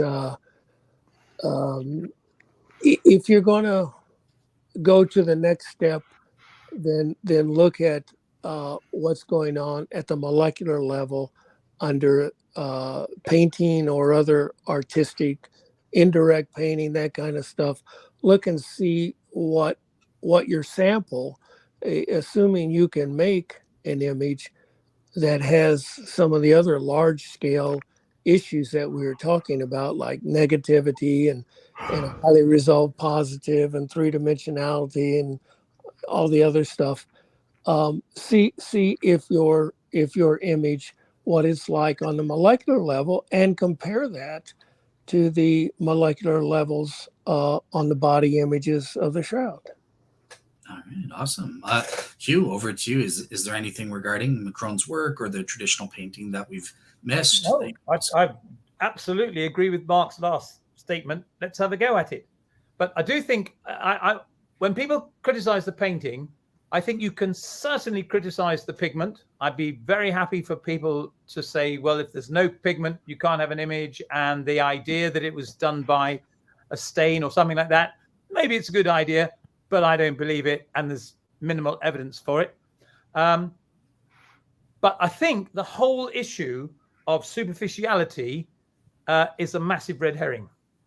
Here is a blank piece of linen on which I have rather roughly and quite aggressively placed an image. Can you turn that over? Because I think I actually saw some redness penetrating the back of it. You can probably see through it. Maybe, yeah, like it looks like it is penetrating to some level, because I can see it through that. So even on the fabric level, it failed. So can Julio. That's his double superficiality. I mean, it's not going through very much, is it? Anyway, so I think I'm not fooled by superficiality. I don't think it's impressive. It turns out not that something is superficial and something else isn't, but that in fact everything is superficial. Get hold of a thread. I don't know whether it's true. If you get hold of a thread of a printed t-shirt or something like that, have a look at a thread of that. See whether the ink actually goes into the thread. And I'm I haven't tried it, but I'm guessing it probably doesn't. Yes, but each Why do you think? thread, Why do you think Stirp? Why do you think Stirp wouldn't have noticed that was not unusual? And why did they make? I think, but this is true of so many statements that came out. You know, the first thing, one of the things was that there are no brush marks, as if every painting has to have brush marks, but most of them don't. Especially watercolors, they don't have brush marks. You don't have to have brush marks on painting. An earlier one was that it didn't have an outline. Well, you don't have to have an outline on paintings. It's not important.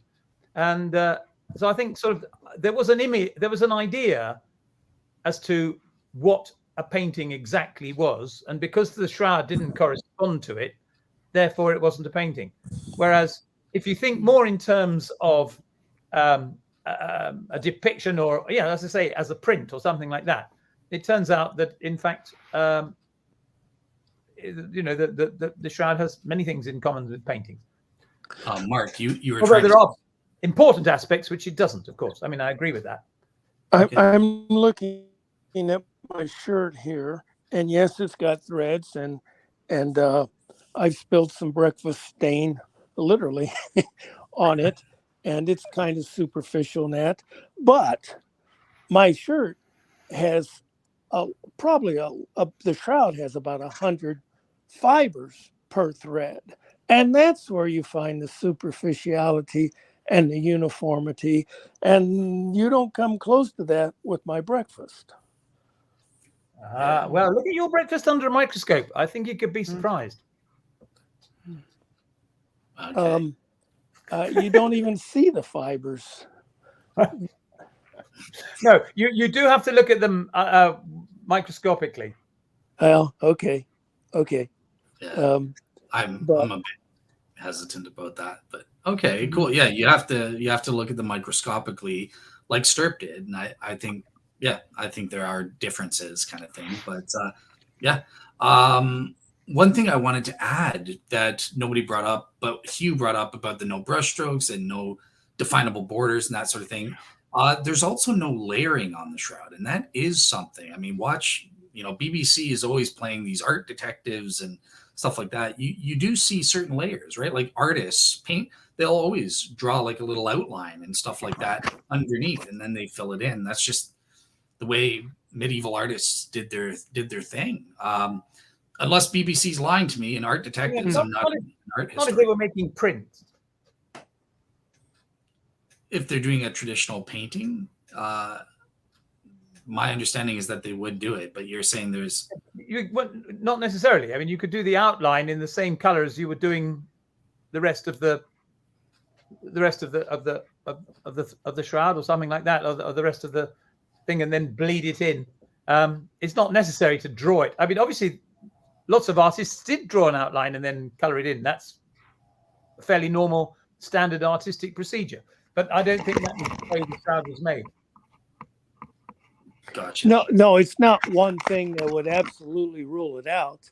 It's just, but there's 50 different things like that. You could say that is not maybe not consistent with a painting, but no, by itself, it doesn't ipso facto rule out a painting. Then I don't think an artist stood there with a paintbrush and a pencil anyway, so it doesn't apply. Fair enough. Okay, cool. Well, yeah, I think we've covered it in terms of the traditional painting hypothesis. You've heard it from all three of the experts, even Hugh Farey, that at least the painting hypothesis as Walter McCrone envisioned it is falsified. You couldn't have used a paintbrush and the pigments and painted it on. We need to look for something else. So yeah, with that said, I'll let each of my panelists give a closing word, and I guess I'll start with Mark this time. So yeah, Mark, closing thoughts. I think you summarized it well. Couldn't help but think about a lot of the qualities you mentioned, that if low energy and low penetrating radiation was given off from a body, you wouldn't have to worry about uniformity, borders, lots of things we were talking about. Exactly. Yeah. All right, cool. Hugh, over to you. well, in a way, I'd quite like to pursue Mark's idea. I mean, we can do an awful lot of experiments on the Shroud without even taking it out of its box. There's masses of bits of it hiding in the Vatican, well, hiding in Turin in little glass jars, all still with good chains of custody and well labeled. And I think it's a shame that people aren't allowed to experiment with them. All right, Joe. Yeah, over to you for your closing word. Well, I would just say, you know, while the painting may be ruled out, the traditional painting may be ruled out, there are still a lot of open questions. And personally, I think radiation is a possibility, but I don't know. I just tend to say that I think whatever caused the image is linked to what we know as the resurrection. And of course, while you can't reproduce resurrection in a laboratory, I do agree with Mark's point that you can approach the conundrum with that scientifically, at least, and to rule in some things and possibly rule out some things, but knowing you'll never be able to 100%, you know, reproduce the conditions that caused the image in the first place. Gotcha. All right. Awesome. Well, yeah, I think that does it. So I just want to thank everybody for being here, and no questions from the audience, it seems, in the live chat. So yeah, I think we are good to go. Apart from so yeah, Richard wanted some clarification. Mark, you are not called Mary Antonacci, right? I'm using her cell phone because I tried everything with mine, and now I'm trying hers, and no, that's just my wife. Awesome. All right, cool. So yeah, just so the audience knows, next week, guess what? You're getting another big Shroud of Turin related show on Thursday, October 5th. I'm going to be a guest on the Reason and Theology podcast, just giving kind of a general, I've got 20 minutes to present on the Shroud's history, 20 minutes to present on the Shroud science and the images and that sort of thing. But it's going to be a great general introduction because he's got a very large audience. So that's great. We're getting the knowledge about the Shroud out there to a bunch of people. So look out for that. And otherwise, have a great week, everyone. Take care. Okay. Yeah. Same to you. Thanks, I look forward everybody. to meeting you. And for your